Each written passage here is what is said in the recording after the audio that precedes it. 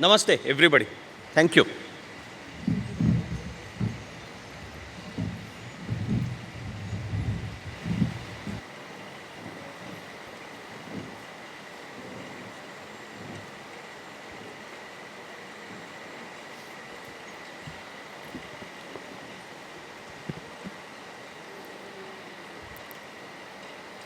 चाणक्य मंडळ परिवारतर्फे मी आपणा सर्वांचं मनापासून स्वागत करते. आपल्या सर्वच कार्यक्रमांचीच नव्हे तर सर्व तासांची ही सुरुवात उपासनेनं आणि शेवट आपण प्रार्थनेनं करतो. ही उपासना म्हणजे आपणा सर्वांना माहिती असलेले 3 श्लोक आहेत.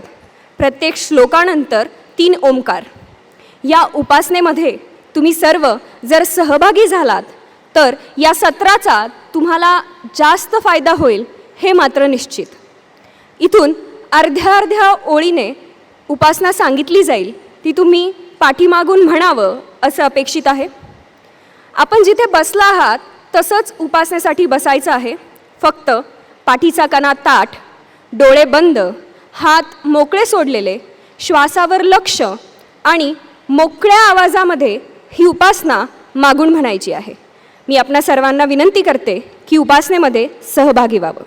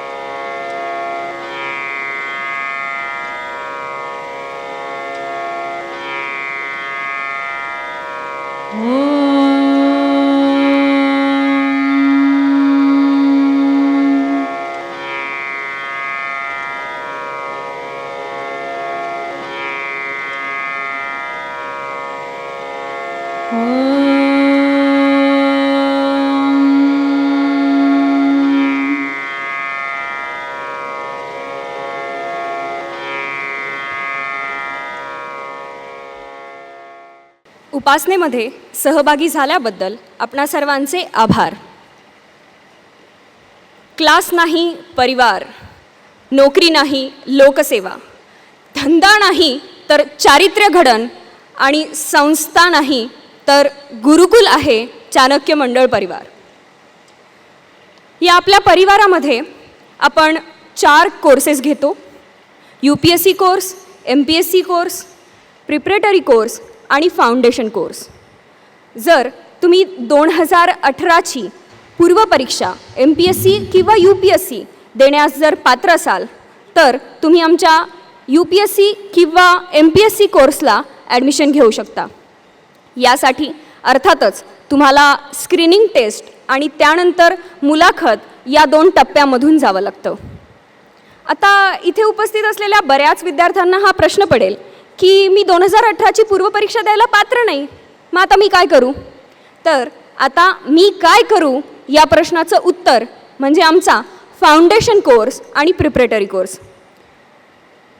फाउंडेशन कोर्स म्हणजे व्यक्तिमत्वाच्या जडणघडणीचा कोर्स आणि प्रिपरेटरी कोर्स म्हणजे जी परीक्षा आपल्याला पुढे द्यायची आहे त्याचा पाया घालण्याचा कोर्स. या दोन्ही कोर्सेससाठी तुम्ही 10वीची किंवा 12वीची परीक्षा उत्तीर्ण असला तरीसुद्धा चालतं. ह्या कोर्सेससाठी तुम्हाला कोणतीही स्क्रीनिंग टेस्ट किंवा मुलाखत द्यावी लागणार नाही आहे. UPSC आणि MPSC कोर्सच्या ॲडमिशनसाठी दिनांक 9 जुलै रोजी 11 वाजता पुणे आणि मुंबई या दोन्ही केंद्रामध्ये स्क्रीनिंग टेस्ट होईल आणि 10 जुलैला हा आपला कोर्स सुरू होत आहे. प्रिपरेटरी कोर्स 18 जुलैला तर फाउंडेशन कोर्स 20 जुलैला पुण्यामध्ये सुरू होईल. तर मुंबईमध्ये प्रिपरेटरी 16 जुलैला आणि फाउंडेशनसुद्धा 16 जुलैलाच सुरू होईल. आता बरेच विद्यार्थ्यांना पुणे किंवा मुंबईमध्ये येऊन हे कोर्सेस करणं शक्य नसतं. मग अशा विद्यार्थ्यांसाठी आज आपल्या घराघरामध्ये इंटरनेट पोहोचलेलं आहे आणि त्या माध्यमातून आपण ऑनलाईन कोर्स MPSC आणि UPSCसाठी सुरू केला आहे. या वर्षापासूनच हा कोर्स सुरू होतो आहे.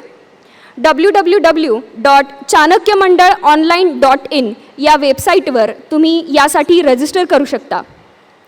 या कोर्सबाबत प्रेझेंटेशन आपण दुसऱ्या सत्रामध्ये बघणार आहोत.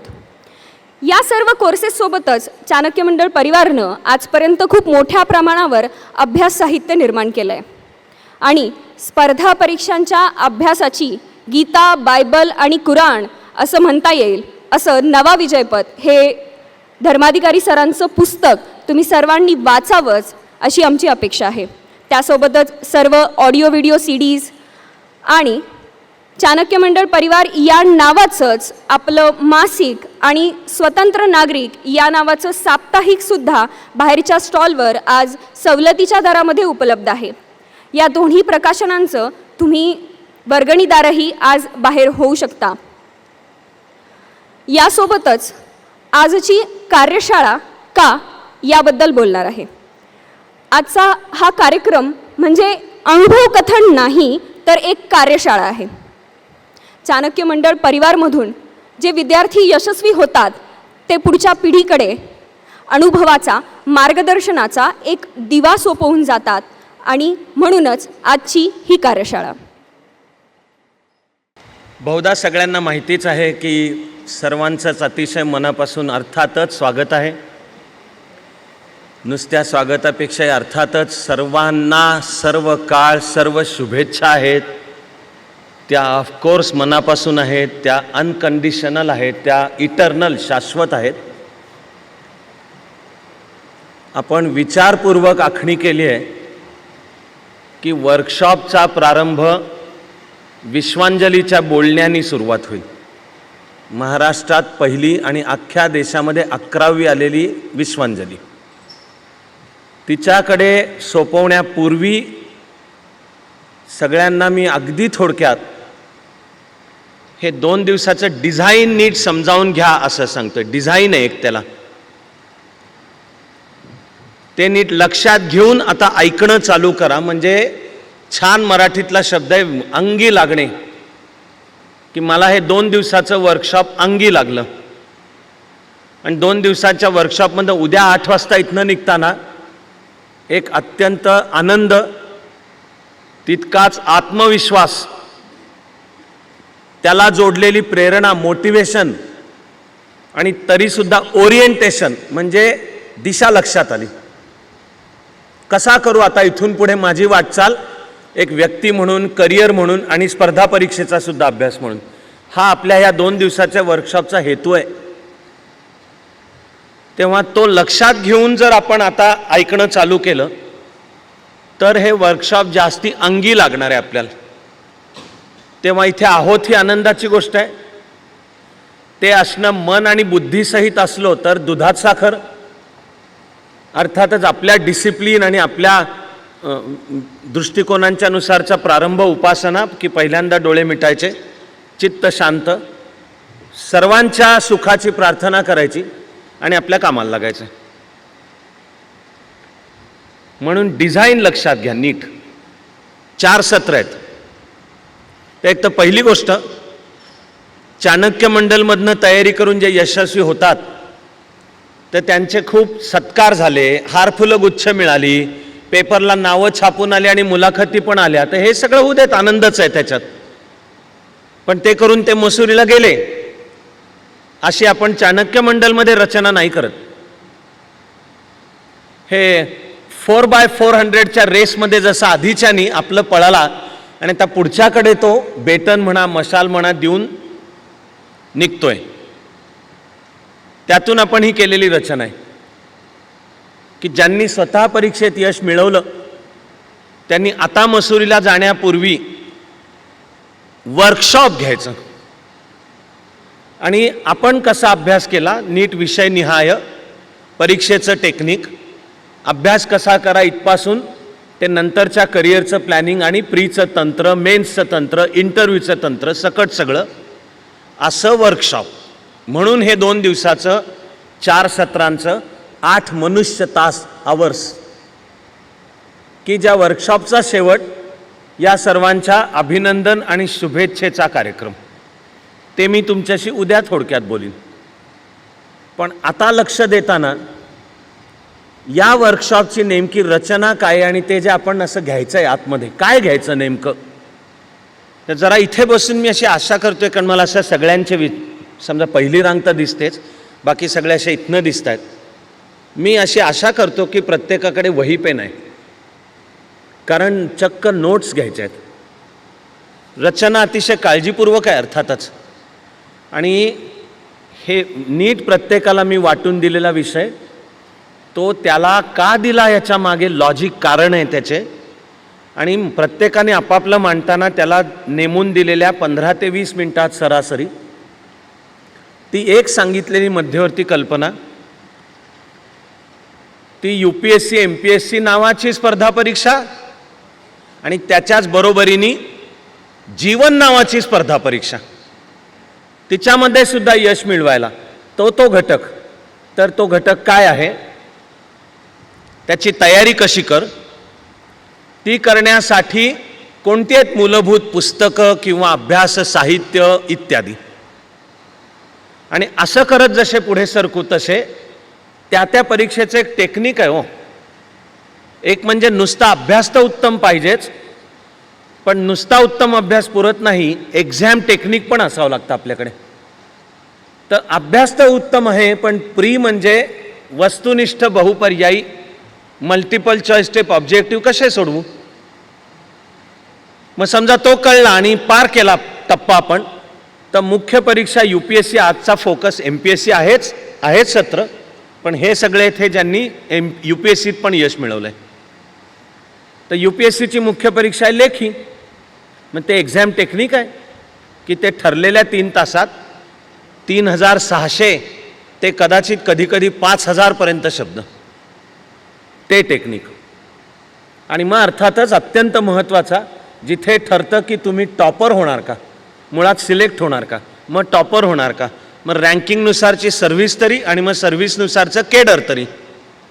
तर खरे जे फायनल व्हिक्टर्स म्हणतात, इंटरव्ह्यूमध्ये स्कोअर करतात, तो शेवटचा आणि अत्यंत क्रुशल टप्पा आहे. ते लक्षात घेऊनचं आपल्या या वर्कशॉपचं डिझाईन आहे. डिझाईन आता जे आपण शिरू ना त्याच्यामध्ये, आणि पहिली विश्वांजली बोलणं चालू करेल, त्याची ही बॅकग्राऊंड लक्षात ठेवा, पूर्ण फुल होलिस्टिक म्हणतात बॅकग्राऊंड. म्हणून विचारपूर्वक आपण पहिलं सत्र आता जे चालू झालं हे आपल्या करिअरच्या पायाभरणीचं सत्र, अशी त्याची मध्यवर्ती कल्पना आहे. पहिल्या सत्राची मध्यवर्ती कल्पना करिअरचं पायाभरणीचं सत्र. आणि विचारपूर्वक त्यामुळे विश्वांजली प्रथम का, आपला फाउंडेशन कोर्स असतो तो विश्वांजलीनी 2008-9 मध्ये केला, की ज्याची मध्यवर्ती कल्पना आहे स्वतःला ओळख, त्यानुसार क्षेत्र निवड, निवडलेल्या क्षेत्रामध्ये उत्तम आणि प्रतिभावंत हो. याला मी नाव ठेवलंय करिअर आणि जीवन घडवण्याची त्रिसूत्री. तो पाया पक्का करणे, आणि त्यामध्ये आहेत अभ्यासाची कौशल्य, की आपल्याला UPSC MPSC सकट अख्ख्या जीवनाचा, आणि अभ्यास म्हणजे दरवेळी फक्त पुस्तकी अभ्यास नाही आहे, जीवनाच्या आपल्या क्षेत्रातला. पण या वर्कशॉपचं काम आहे UPSC MPSC, तर ती अभ्यासाची कौशल्य. म्हणून विचारपूर्वक वर्कशॉप चालू होताना पहिलं सत्र एकूण जीवन करिअर, त्यामध्ये स्पर्धा परीक्षांची पायाभरणी, त्या दृष्टीने सत्र. ही थीम लक्षात ठेवून लक्ष द्या सत्रांकडे. म्हणून पहिली बोलणारी विश्वांजली आहे. दुसरं सत्र म्हणजे 6 ते 8चं डायरेक्ट परीक्षेविषयीचं आहे, थेट UPSC MPSC प्री आणि मेन्स दोन्ही एकत्र. त्यामुळे त्यामध्ये मी आखून दिलेले विषय आपल्या त्या मित्राचं GS मधला एक उपघटक, त्याचा मेन्स करताचा असलेला ऑप्शनल विषय, दोन्हीमध्ये प्रीचं GS आणि मेन्सचं GS. तर आता मेन्सचं GS म्हणजे MPSC मध्ये सुद्धा GSला 1, 2, 3, 4 असे 4 पेपर आहेत. UPSC मध्ये सुद्धा GSचे 1, 2, 3, 4 पेपर आहेत. पण UPSCतलं GS 1, 2, 3 ह्याचं नातं MPSCचे GS 1, 2, 3, 4 शी आहे. हे सगळे दुसऱ्या सत्रात होणार. आणि मग आपण जेव्हा उद्या भेटू 3:30 वाजता, आणि मी अशी आशा करतो की खरोखरच सगळे ज्यांना उद्याचे अधिकारी व्हायचे म्हणून आलेले, सगळे मिळून 3.5 म्हणजे 3.25 हे तुम्ही पाहिलंच असे की आपला 3.5 म्हणजे 3.5च्या ठोक्याला चालू होणार. आपल्याला अधिकारी व्हायचं उद्याचा, आणि तो पण जो आपल्या स्वप्नातला म्हणजे स्वच्छ आणि कार्यक्षम. तर स्टार्ट हे नाही आहे की 3.5 म्हणजे 3.25. तेव्हा उद्या आपण सगळे 3.25ला असू मी आशा करतो, अशी अपेक्षा आणि अशी आग्रहाने सर्वांना सांगतो. उद्याचं सत्र पहिलं 3.5चं हे आहे इंटरव्ह्यू, मराठी आणि इंग्लिश की जे दोन्हीकडे आहे, आणि GS4 UPSCतला GS4. UPSCतला GS4 म्हणजे एथिक्स, इंटिग्रिटी, ॲप्टिट्यूड. तो चाणक्य मंडलच्या कामाचा आत्मा आहे की अर्थातच इथून तयार होणारे अधिकारी नुसती रट्टेबाजी, नुसता पुस्तकी अभ्यास करून मार्क मिळवले आणि यशस्वी झाल्यामुळे डोक्यामध्ये अहंकार घेऊन सत्तेच्या जागी जातील हे अपेक्षित नाही. यश मिळवतीलच, पण स्वच्छ आणि कार्यक्षम असा कार्यकर्ता अधिकारी होण्यासाठी, तो खरं स्वच्छ आणि कार्यक्षम असा कार्यकर्ता अधिकारी होणे म्हणजे UPSCचा मुख्य परीक्षेतला GS4 तो उद्या आहे. असं करून मग संध्याकाळचं सत्र आनंदाने, प्रसन्न चित्ताने सगळ्यांचं त्यांचं अभिनंदन, त्यांना शुभेच्छा. त्यावेळी ते आपापलं त्यावेळी मनोगतही व्यक्त करतील, ते अर्थात पालकांसमवेत. त्याला मी खास आजच तुम्हाला सांगून ठेवतो, बहुधा संपताना सुद्धा एकदा आठवण करीन की उद्याच्या विशेषतः 6 ते 8च्या पार्टला जे आज आलेले आहेत त्यांनी लक्षपूर्वक आपापल्या पालकांनाही आज आवर्जून बोलवा. आपण अभिनंदनाच्या कार्यक्रमामध्ये त्या प्रत्येक आपल्या मुलामुलीचं अभिनंदन पालकांसहित करतो, कारण तो मोलाचा तितकाच पहिला वाटा पालकांचा, आईवडिलांचा आहे. तर आत्ताही सहज आठवण करतो. ही पार्श्वभूमी लक्षात घ्या आणि मग आता लक्षपूर्वक आणि ज्या असतील त्या आपापल्या, ज्यांच्याकडे आज असेल तर आनंद आहे, नोट्स आता आजकालची पिढी मी हे पाहिलं आहे की मोबाईलवर पण घेतात नोट्स. तर ते चांगलं आहे, फक्त नोट्सच घ्या. कर्नाटकच्या विधानसभेतले आमदार नका होऊ. तेव्हा all my best wishes to everybody. Over to Vishwanjali. Thank you. All the best. दुसऱ्या प्रयत्नामध्ये महाराष्ट्रात पहिल्या, भारतात 11व्या यांचं शिक्षण आहे BTech computer science, college COEP, optional political science. पुण्याच्याच असलेल्या विश्वांजली यांच्या आई प्रोफेसर आहेत, तर वडील डायरेक्टर ऑफ फिजिकल एज्युकेशन म्हणून काम करतात. यांनी आपल्याकडे फाउंडेशन कोर्स केला आहे आणि म्हणूनच यांचे विषय आहेत अभ्यास कौशल्य, स्वची ओळख आणि मी केलेला फाउंडेशन कोर्स.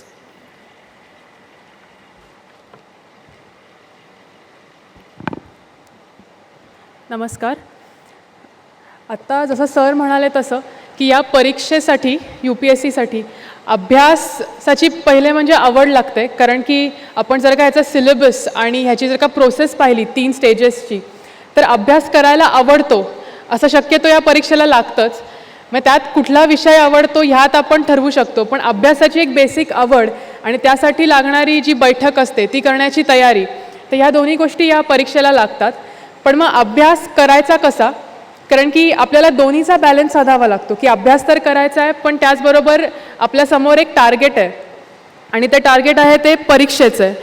त्यामुळे आपलं टार्गेट काय आहे ते समजून घेऊन मग एक मेथडॉलॉजिकल शार्पनेस जो कुठल्या पण परीक्षेसाठी लागतो, या दोघांचा आपल्याला बॅलन्स साधावा लागतो की आपल्याला अभ्यास करून नॉलेजही मिळवायचं आहे आणि नंतर ते परीक्षेच्या स्वरूपामध्ये ते आपल्याला मांडता पण आलं पाहिजे.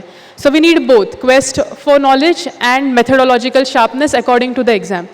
सो अभ्यास कौशल्यांमध्ये मी पहिल्यांदी सर्वात हे सुचवेन की आपण ही परीक्षा जी देणार आहोत तर ती काय आहे आणि त्या परीक्षेचे मेन डिमांड्स काय आहेत हे जर का आपल्याला माहिती असेल तर आपण त्या डायरेक्शननी अभ्यास करू शकतो. आणि मला असं वाटतं की मेन्स आणि इंटरव्ह्यू ॲटलीस्ट दीज 2 स्टेजेस, या 2 स्टेजेसची डिमांड आहे की कम्युनिकेशन. मेन्समध्ये रिटन कम्युनिकेशन आणि इंटरव्ह्यूमध्ये ओरल कम्युनिकेशन. सो असं जर का कोणी असेल की आत्ता 11वीत आहे, 12वी किंवा अजून लगेच अटेम्प्ट घेणार नाही आहे, तर मी नक्कीच सुचवीन की आपलं कम्युनिकेशन जे आहे रिटन आणि ओरल, तर ते जर का आपल्याला सुधारता आलं तर त्याचा लाँग टर्ममध्ये खूप फायदा होईल. So communication is very important for this exam. अजून एक या परीक्षेत 3 गोष्टी आपल्याला कराव्या लागतात, ते म्हणजे वाचन, मग त्याच्यावरती असलेलं आपलं चिंतन आणि देन रायटिंग इट. आपण कधी कधी असं होतं की अभ्यास म्हणजे फक्त आपण वाचतो, मग त्याच्यावरती आपला स्वतःचा विचार होत नाही आणि मग लिहिण्याचीही प्रॅक्टिस होत नाही. तर इथे फक्त वाचन नाही, पण त्याचबरोबर त्याच्यावरती विचार. आणि विचार कसा करायचा, तर ह्याच्याबद्दल माझे ओपिनियन्स काय आहेत, ह्याला मी अजून कुठे लिंक करू शकतो किंवा शकते.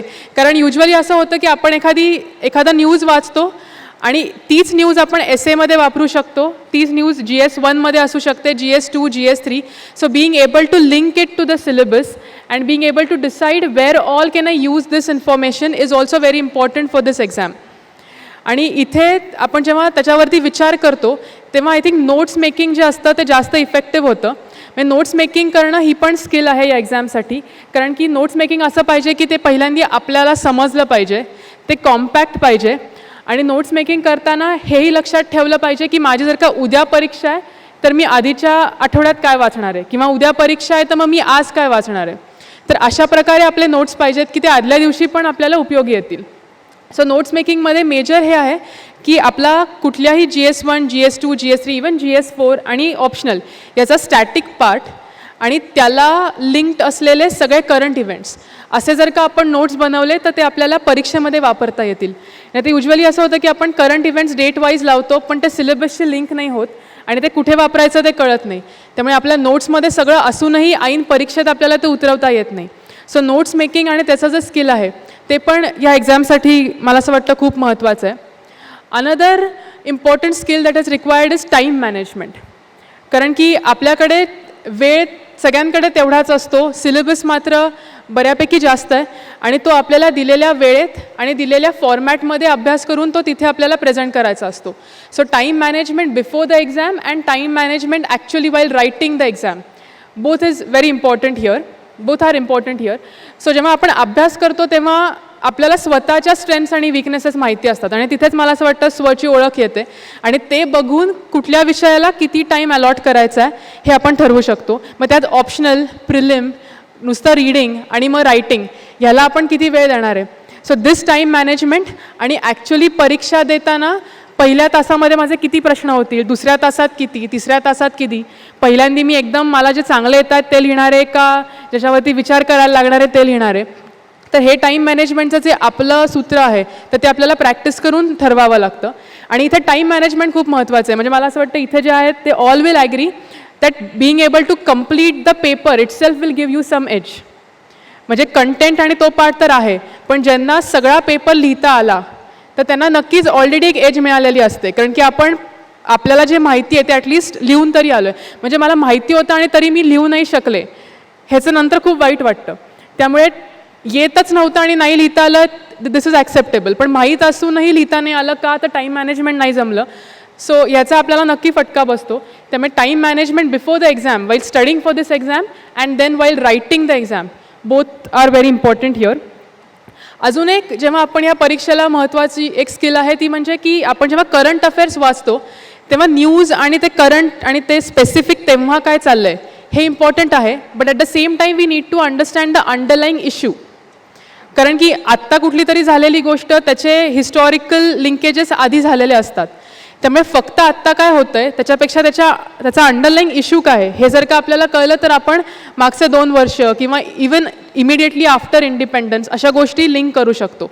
So being able to understand the issue behind every current event is very important for this exam. अजून एक महत्त्वाचं असं आहे की आपण जर का GSचा सिलेबस पाहिला तर बऱ्यापैकी तो असा वेग वाटतो.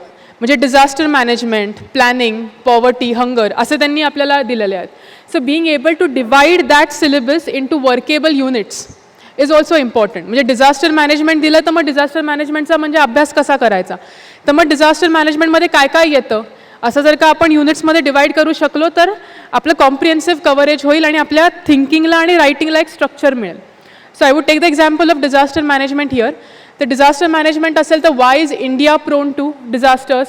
मग त्याचे काही तुमचे जिओ क्लायमॅटिक रिझन्स असतील, काही सोशिओ इकॉनॉमिक रिझन्स असतील that weaker sections are more prone to it. Then some statistics related to disaster management that we spend this much amount of GDP on disaster. Then what are the initiatives taken by government of India with respect to disaster management? What are the flaws in it? What can be done? What are the different disasters India is prone to and what are the guidelines given to tackle them? असा जर का आपण फक्त disaster management जे सिलेबसमध्ये आहे त्याला जर का आपण असं थोडं वर्केबल युनिट्समध्ये डिवाईड केलं तर आपल्या अभ्यासाला एक स्ट्रक्चर मिळतो. So this is what I mean by dividing the topics in the syllabus into subtopics. आणि असं केलं तर मग एक आपलं होलिस्टिक कव्हरेज होऊन जातं त्या टॉपिकचं आणि आपल्याला त्याच्यावरती कुठलाही प्रश्न आला तर आपल्याला स्टॅटिक आणि करंट इव्हेंट्स असं दोन्हीचं लिहून एक चांगलं उत्तर लिहिता येतं. So while making notes this is very important here. अजून यू पी एस सीच्या मेन्स आणि इंटरव्ह्यूमध्ये one more important thing is originality. आणि ती आपल्याला केव्हा येईल जेव्हा आपण जे वाचतोय त्याच्यावरती काहीतरी स्वतःचं थिंकिंग करू. म्हणजे स्पेशली फॉर इंटरव्ह्यू माझा तरी असा अनुभव होता की ते मला काय म्हणायचं की तू कॉन्स्टिट्यूशनल प्रोव्हिजन सांगू नकोस, तुला काय वाटतं ते सांग. राईट. सो ती जी ओरिजिनॅलिटी आहे तर ती आपल्याला अभ्यास करताना कशी येईल आपल्यामध्ये आणि ती जरा अनेक सोर्सेस म्हणजे एक आपण इश्यू घेतला तर त्याचा बेसिक सोर्स तर आहे पण त्याच्या व्यतिरिक्त अजून एखादा पॉईंट एखादा वेगळा अँगल कसा मिळू शकेल आणि आपण जे आजूबाजूला आपल्या पाहतोय त्याच्याशी ते कसं लिंक करता येईल, आपल्या पर्सनल एक्सपिरियन्सला ते लिंक करता येईल का हे बघून जर का आपण ऑलरेडी विचार करून ठेवला परीक्षेला जायच्या आधी तर तिथे वेळही वाचतो आणि आपला एक स्वतःचा एक ओरिजिनल पॉईंटही आपल्या परीक्षेमध्ये येतो. त्यामुळे अभ्यास कौशल्यांमध्ये ह्या ज्या गोष्टी आहेत या एक्झाम स्पेसिफिक खूप जास्त महत्त्वाच्या आहेत. But apart from Abhyas, what is also important is mental strength. But this exam is lot about temperament. म्हणजे माझंच एक्झाम्पल जर का घ्यायचं झालं तर माझे जे मेन्सचे मार्क आहेत त्यात एसे आणि एथिक्स हे काही खूप विशेष मार्क नाही आहेत आणि हे मला आधीच माहिती होतं की हे आपल्याला जसं हवं आहे तसं हे झालेलं नाही आहे. पण एसेचा पेपर पहिल्यांदा झाल्यावर जर का आपण सोडून दिलो की नाही गेलं झालं म्हणजे ही एक्झाम पहिला पेपर वाईट गेला म्हणजे आता सगळं गेलं असं जर का आपण विचार करून GS1 आणि GS2 वरती त्याचा परिणाम झाला तर नॅचरली स्कोर कमी येतो. त्यामुळे what I suggest is be in present. आपला प्रिलिम्सचाही पेपर सोडवताना जर का आपण क्वेश्चन नंबर 13वर असू तर just focus on question number 13. मेन्समध्ये आपण GS1चा पेपर लिहित असो तर just focus on GS1, don't think about the optional. So be in the present आणि एखाद दुसरा पेपर जरी अवघड गेला तर बाकीच्या पेपर्समध्ये आपण ते भरून काढू शकतो. And it is not over till it is over. हे जे आपल्याला यू पी एस सीमध्ये कायम लक्षात ठेवावं लागतं. म्हणजे मेन्सही कदाचित आपल्याला हवी तशी नाही गेलेली तर मग आपण इंटरव्ह्यूमध्ये कॅचअप करू शकतो. So as I said it is not over till it is over in interview. त्यामुळे खूप खुश किंवा खूप डिप्रेस्ड असं कुठल्या स्टेजला न होता शेवटपर्यंत आपले मॅक्झिमम एफर्ट्स देणं is also important for this exam. Sir आत्ता म्हणाले तसं की हे सगळं अभ्यास वगैरे या गोष्टी नंतर येतात पण त्यासाठी आपल्याला लागतं ते म्हणजे स्वतःची ओळख. आणि हे खूप इम्पॉर्टंट आहे. म्हणजे हे आपल्याला ऐकल्यावर असं वाटतं की म्हणजे नक्की काय किंवा ही खूप अवघड गोष्ट आहे. स्वतःची ओळख बोलायला सोपं आहे पण ती करून कशी घ्यायची. पण this is very important right from selecting this as the career. म्हणजे मला हे का करिअर चॉईस म्हणून माझ्यासाठी चांगलं वाटतं हे आपल्या डोक्यामध्ये पक्कं पाहिजे. आणि या एक्झामलाही ज्या आत्ता मी म्हटलं की ज्या बेसिक स्किल्स लागतात तर त्या माझ्यामध्ये आहेत का, त्यातल्या कुठल्या नाही आहेत कुठल्या आहेत, मग ज्या नाही आहेत ते मी मिळवू शकते का. तर ह्यासाठी knowing oneself is very important. आणि ह्या एक्झाम स्पेसिफिक आपण जर का बोललो तर करिअर म्हणून निवडणं हे तर झालंच पण अगदी बेसिक गोष्टी की माझं ऑप्शनल कुठलं असणार. तर असं विचारतात की मी ऑप्शनल कुठला निवडू तर हे कुणाला किती मार्क्स मिळतात, कुठलं ऑप्शनल कुठल्या वर्षी चाललं असं पण एक असतं. तर त्यापेक्षा मला कुठलं ऑप्शनल वाचायला आणि लिहायला आवडेल हे जर का आपण लक्षात ठेवून ऑप्शनल निवडला तर त्याचा जास्त फायदा होतो. कारण कदाचित असं होऊ शकतं की आपल्याला 2 अटेम्प्ट 3 अटेम्प्ट 4 अटेम्प्ट तो ऑप्शनल वाचायचा आहे तर तो आपल्या आवडीचा असेल तर त्याचा नक्कीच आपण तितके वर्ष तो वाचू शकतो. त्यामुळे right from deciding this as a career to small things like deciding our optional we need to know ourselves very well for this exam. अजून एक स्वतःला आपण जर का ओळखत असू तर ह्या परीक्षेत फायदा होतो तो म्हणजे आपण कोणाशीच आपली तुलना नाही करत. आणि असं होऊ शकतं म्हणजे आपण इतके जण एकत्र अभ्यास करत असतो आणि प्रत्येकाचं एक वेगळ्या टाईम झोननुसार आपापलं काम चालू असतं. तर जर का आपण स्वतःला व्यवस्थित ओळखू शकत असू तर आपण कुणाशीच आपली स्वतःची तुलना नाही करणार आणि आपला जो प्लॅन आहे आपली स्वतःची जी स्वतःसाठी स्पेसिफिक आपण स्ट्रॅटेजी फॉर्म्युलेट केली आहे तर त्यानुसार आपण अभ्यास करतो. So knowing oneself is very important. अजून एक सरही कायम सुचवतात की ही शेवटी परीक्षा आहे आणि परीक्षेचे स्वतःचे काही कन्स्ट्रेंट्स असतात to talk about someone's ability आणि काही जण होतील काही जण होणार नाहीत. पण म्हणून आपण आयुष्यात काहीच नाही करू शकत जर काही एक्झाम नाही झाली तर असं वाटून घेण्याची काहीच गरज नाही आहे. आणि for that we need a sense of security. आणि माझ्या बाबतीत ती एक अल्टरनेटिव्ह करिअर आणि हे जर का नाही झालं तर मग मी काय करीन तर ह्याच्यामुळे ती कायम माझ्या डोक्यामध्ये होती. आणि ती जर का सिक्युरिटी आपल्या मनात असेल तर आपण फक्त अभ्यासावरती फोकस करून परीक्षा देऊ शकतो बाकी कुठल्याही गोष्टींचा विचार न करता. आणि ते अल्टरनेटिव्ह करिअर कोणतं असणार यासाठीही स्वतःला ओळखणं खूप महत्त्वाचं मला वाटतं. सगळ्यात जास्त मला नोईंग वनसेल्फचा उपयोग झाला तो म्हणजे इंटरव्ह्यूला. कारण की आपला जो इंटरव्ह्यू असतो त्याचे ॲटलिस्ट पहिले क्वेश्चन्स म्हणजे the trigger questions they come from our detailed application form आणि त्यात आपण बेसिकली मी कोण आहे तेच सांगितलेलं असतं. त्यामुळे माझे इंटरेस्ट काय, माझे हॉबीज काय, मी आत्तापर्यंत हे ग्रॅज्युएशन का केलं, हे आपल्याला ह्याची चांगली आणि त्यांना पटतील अशी उत्तरं आपल्याला देता येतील जेव्हा आपण स्वतःला व्यवस्थित ओळखत असू. त्यामुळे आपली जी इंटरव्ह्यूची तयारी असते तर ती आत्ताच सुरू होते आणि त्याचा जो पाया आहे तो असतो म्हणजे स्वतःला ओळखणे. आणि ते जर का आपण आपल्या डॅफमध्ये लिहिलं आणि नंतर ते आपण जर का त्यांना चांगल्या आर्टिक्युलेशननी त्यांना ते सांगितलं तर नक्कीच इंटरव्ह्यूमध्ये चांगला स्कोर यायला त्याची मदत होते. So knowing oneself is important while choosing this as a career and then in the process of studying for this particular exam. आणि ते करत असताना आत्ता सर म्हणले की मी 2008 म्हणजे तेव्हा मी 11वीत होते तेव्हा मी फाउंडेशन कोर्स केला होता आणि तो खरं यासाठीच केला होता की 10वीपर्यंत असं वाटायचं की मार्क्स वगैरे सगळं मिळतं आहे पण something is lacking and what is lacking तर ते होतं की मला पुढे काय करायचं हेच मला माहिती नव्हतं किंवा नक्की आपण कोण आहोत हेही फार विशेष तेव्हा काही कळलं नव्हतं आणि असंच एकदम नॅरो व्ह्यूज होते. म्हणजे मला माझा अभ्यास, माझे पुस्तकं, माझी फॅमिली याच्या व्यतिरिक्त फार काही माहिती नव्हतं. त्यामुळे तो एक जो ब्रॉडर आउटलुक असतो आणि एक स्वतःला आपण जास्त ओळखू शकलो तर काय करता येईल हा जेव्हा विचार केला तेव्हा मग मी फाउंडेशन कोर्सची ॲडमिशन घेतली होती. आणि आय वूड टेल की स्वतःची ओळखणं हे खूप अवघड आहे. म्हणजे इतकी सोपी गोष्ट नाही आहे की म्हणायला ते सोपं आहे की स्वतःची ओळख झाली पाहिजे पण ती कशी करायची तर असं एक वातावरण लागतं की जिथे you are allowed to fail right. आणि ते मला असं वाटतं की मी फाउंडेशन कोर्स करत असताना मला मिळालं. म्हणजे ज्या गोष्टी मला माहिती नव्हत्या की मी करू शकते तर त्या सगळ्या गोष्टी करण्याची संधी फाउंडेशन कोर्समध्ये मिळाली आणि ते माझ्याकडनं खूप चांगलं झालं असं नाही. I failed in some things पण त्याचं एक फ्रीडम असतं टू फेल तर त्यातनं आपल्याला कळत जातं की आपले स्ट्रेंथ्स काय आहेत आणि विकनेसेस काय आहेत आणि ते तिथे मिळालं. एक चांगलं एक्सपोजर आपल्याला मिळतं. अनेक क्षेत्रांमध्ये चांगलं काम करणारे लोकांशी आपली ओळख होते. त्यांच्या सेशन्स आपण अटेंड करू शकतो आणि वेगवेगळ्या क्षेत्रामध्ये लोक काय काय काम करतात तर हेही तेव्हा फाउंडेशन कोर्स करत असताना मला कळलं. आणि मग नंतर आपल्याला पुढे काय करायचं आहे, 11वी-12वी नंतर कुठलं ग्रॅज्युएशन करायचं आहे, मग स्पर्धा परीक्षा किंवा त्यासाठी माझी स्ट्रॅटेजी काय असणार आहे तर हे ठरवण्यामध्ये नक्कीच त्या गोष्टीचा खूप जास्त उपयोग झाला. अजून एक मला फाउंडेशन कोर्समध्ये सवय लागली ती म्हणजे वाचनाची. ती आधीपासून होती पण वाचायला कसं पाहिजे आणि आधी माझं काय असं असायचं की कोणीतरी रेकमेंड केलेले बुक्स असे मी वाचायचे पण तेव्हा असं कळलं की नाही शेवटी आपल्याला जे उचलावं असं वाटतं बुक रॅकमधनं पुस्तक तर that is the book that will suit our personality आणि ती सवय तिथे लागली. त्यामुळे वाचनाचा तर जे काही इम्पॉर्टन्स आहे ते मला नाही वाटत की सांगण्याची गरज आहे. आणि ते UPSC करतानाही वाचनाचा स्पीड असल्यापासून ते चांगली वोकॅबलरी टू गुड आर्टिक्युलेशन या सगळ्यासाठी तेव्हा ज्या सवयी लागल्या त्याचा नक्कीच मला खूप जास्त उपयोग झाला. त्यामुळे या एक्झामचा जो बेस आहे तर तो मला असं वाटतं इथून सुरू होतो की स्वतःला पहिल्यांदी ओळखणं आणि नंतर स्वतःसाठी स्पेसिफिक म्हणजे आत्ता आम्ही सगळेजण आम्ही कसा अभ्यास केला हे सांगतो आहे पण just bear this in your mind की आम्ही ते सगळ्यांनी स्वतःसाठी सूट काय होईल अशी ती स्ट्रॅटेजी बनवली आहे. म्हणजे आम्ही पण अनेक लोकांचं ऐकलं आणि नंतर आपल्याला कसं करता येईल हे ठरवून स्वतःची स्ट्रॅटेजी फॉर्म्युलेट केली होती. सो आय वूड सजेस्ट की तुम्ही स्वतःला जास्त ओळखता. तुम्ही आत्तापर्यंत अनेक गोष्टींचा अभ्यास केला आहे आणि आपण कसा अभ्यास करतो हे आपल्याला माहिती असल्यामुळे त्या प्रकारे स्वतःची स्ट्रॅटेजी तुम्ही नक्की बनवा. सी टू इट दॅट अभ्यास एक चांगला methodological sharpness for the exam, the technique for the exam and finally immense amounts of mental strength हे जर का आपल्याकडे असेल तर this process would be easier and I think even more enriching. So thank you once again.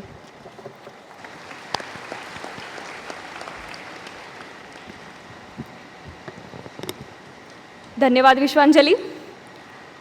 सरांना काय मग विचारायचो की सर परस्यूट ऑफ नॉलेज तर काय करावं. सर सांगायचे की सेकंड बेस्ट ऑप्शन म्हणजे वाचन. मग असा प्रश्न असायचा की सर मग पहिलं काय तर पहिलं म्हणजे स्वची ओळख आणि या स्वच्या ओळखीची मशाल आज तुम्ही आमच्या सर्वांच्या हातात दिली आहे त्याबद्दल तुमचे आभार. यानंतर पहिला अटेम्प्ट भारतामध्ये 151वी रँक वय वर्ष 21 ज्याला आपण ड्रीम स्टोरी म्हणतो असं बेस्ट एक्झाम्पल म्हणजे सूरज जाधव. मूळचे मळोलीचे असलेले तालुका माळशिरस जिल्हा सोलापूर. पॉलिटिकल सायन्स हा यांचा ऑप्शनल होता. आई गृहिणी आहे आणि वडील जिल्हा परिषदेच्या शाळेमध्ये शिक्षक आहेत. प्रिपरेटरी कोर्स 13-14 सालचा, त्यानंतर कॉम्प्रिहेन्सिव्ह 15-16 आणि फर्ग्युसन कॉलेजचे विद्यार्थी असलेले सूरज आत्ता MAची पहिल्या वर्षाची परीक्षा दिली आहे, ज्याचा अजून रिझल्टही आलेला नाही आहे. सो मी त्यांना विनंती करते की तुम्ही आपला विषय जो आहे आत्तापासून काय करू, प्रिपरेटरी कोर्सचा अनुभव या विषयावर विद्यार्थ्यांना मार्गदर्शन करावं.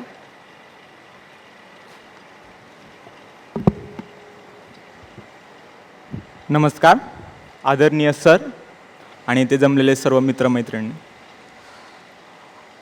आज माझा विषय आत्तापासून काय करू हा आहे आणि त्याच्या जोडीलाच मी आत्तापासून काय करू हे कशाच्या आधारावर सांगतोय आणि माझा प्रिपरेटरी कोर्सचा अनुभव कसा होता ज्याच्यामुळे मी शिकलो आणि जे मला परीक्षे क्लिअर करण्यासाठी खूप फायद्याचं झालं. तर सर कायम सांगतात तशी अभ्यासाची जी 5 सूत्रे आहेत म्हणजे आत्तापासून तयार करण्यासाठी त्या एका कॉम्पोनंटवर आपण बोलणार आहोत आणि मी काय केलं त्या कॉम्पोनंटसाठी आणि त्याचा मला फायदा कसा झाला हे सांगेन. आणि साधारण जे सुरुवात आत्ता करताय त्यांच्यासाठी 2 ते 3 वर्षाचा वेळ आहे किंवा जे 1 वर्षाची करतात जे कॉम्प्रिहेन्सिव्ह बॅचला आहेत किंवा जे आता पुढच्या वर्षीचा अटेम्प्ट देणार आहेत त्यांच्यासाठी थोडंसं कमी महत्त्वाचं, पण जे आता नवीन सुरुवात करतायत त्यांच्यासाठी हे जास्त महत्त्वाचं होईल जर त्यांनी याच्याप्रमाणे थोडासा आपल्या आवडनिवडीनुसार इम्प्लिमेंट करण्याचा प्रयत्न केला तर सर्वात महत्त्वाचं पहिला कॉम्पोनंट म्हणजे वाचन. जसं सर कायम सांगतात आणि प्रिपरेटरीमध्येही मला सरांच्या लेक्चरला खूप अनुभव आला की वाचन हे खूप महत्त्वाचं आहे आणि ते वाचन मात्र असं दिशाहीन नसावं, म्हणजे त्या वाचनाला एक दिशा असावी.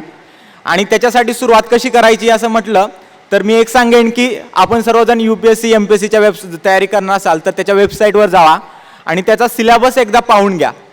आणि ज्यांना पक्क ठरलेलं आहे की ज्यांना द्यायचीच आहे परीक्षा त्यांनी तो सिलेबस एकदा लिहून काढा आणि जवळपास सिलेबस तुमचा पाठ असायला पाहिजे. जर सिलेबस पाठ असेल तर तुमच्या वाचनाला एक चांगल्या प्रकारची दिशा भेटेल. तर मग वाचन कसं करायचं आणि काय करायचं हे खूप महत्त्वाचं आहे, ज्याची सुरुवात आपल्याला आत्तापासून करायची आहे. त्याच्यासाठी सिलेबसनुसार अशी जे फिक्शन आणि नॉन फिक्शन हे 2 प्रकार असतात आपल्याला माहिती आहे वाचनाचे. तर आपल्याला अभ्यासासाठी नॉन फिक्शन थोडंसं जास्त वाचायचं आहे. त्याच्यासाठी मग वेगवेगळी पुस्तकं असतील, अच्युत गोडबोले सरांची पुस्तकं असतील जे अर्थात मनात आणि अर्थात असतील मनात असेल, ज्याचा आपला बेस पक्का होणार आहे. कारण आपल्याला अभ्यास तो सिलेबसनुसार करायचा आहे, पण जर अवांतर वाचनानेच आपला बेस पक्का झाला तर आपल्याला ते लक्षात ठेवण्यासाठी खूप चांगल्या पद्धतीने उपयोग येईल. आणि ते वाचण्यासाठी एक मी सुचवेन की आपलं वाचनाचं स्पीड वगैरे हे पण मॅटर करतं. कारण तुम्ही ज्यावेळेस इंटेन्सिव्हली UPSCचा अभ्यास करायला लागाल त्यावेळेस तुम्हाला खूप कमी वेळेमध्ये खूप काही वाचायचं आहे आणि नुसतं वाचायचंच नाही तर ते वाचलेलं लक्षात ठेवायचं आहे आणि त्याचा तुमच्या परीक्षेमध्ये उपयोगही करून घ्यायचा आहे. मग त्याच्यासाठी तुमच्या रीडिंग स्किल्स खूप महत्त्वाच्या आहेत. त्याच्यासाठी नॉर्मन लुईसचं एक जे पुस्तक आहे की बेटर अँड फास्टर रीडिंग तेही तुम्ही वाचा असं म्हणेन. वाचनाची सुरुवात करण्या अगोदर जर ते पुस्तक वाचलं तर तुम्हाला कळेल की काय वाचायचं, आपलं वाचनाचं स्पीड कसं वाढवता येईल, ज्याचा आपल्याला पुढे खूप फायदा होईल. मग ते पुस्तक नक्की वाचा. आणि त्याचबरोबर अजून एक करा की जर तुम्ही जे काही वाचताय ते वाचलेलं लिहा. म्हणजे हा दुसरा कॉम्पोनंट आहे की रायटिंग स्किल्स जे UPSC परीक्षेला तुम्हाला खूप महत्त्वाचं येणार आहे. नुसतं वाचून थांबू नका, कारण आपण काय करतो भराभरा पुस्तकं वाचतो आणि ते गोल सेटिंग म्हणतो ना आपण, हे एवढ्या आठवड्यात एवढी पुस्तकं कंप्लीट करायची ते करा, पण त्याचबरोबर जे काही वाचलं ते तुमच्या शब्दात लिहिण्याचा प्रयत्न करा. त्यामुळे काय होईल की तुमच्या रायटिंग स्किल्स डेव्हलप होतील आणि UPSC मेनसाठी त्या खूप महत्त्वाच्या आहेत.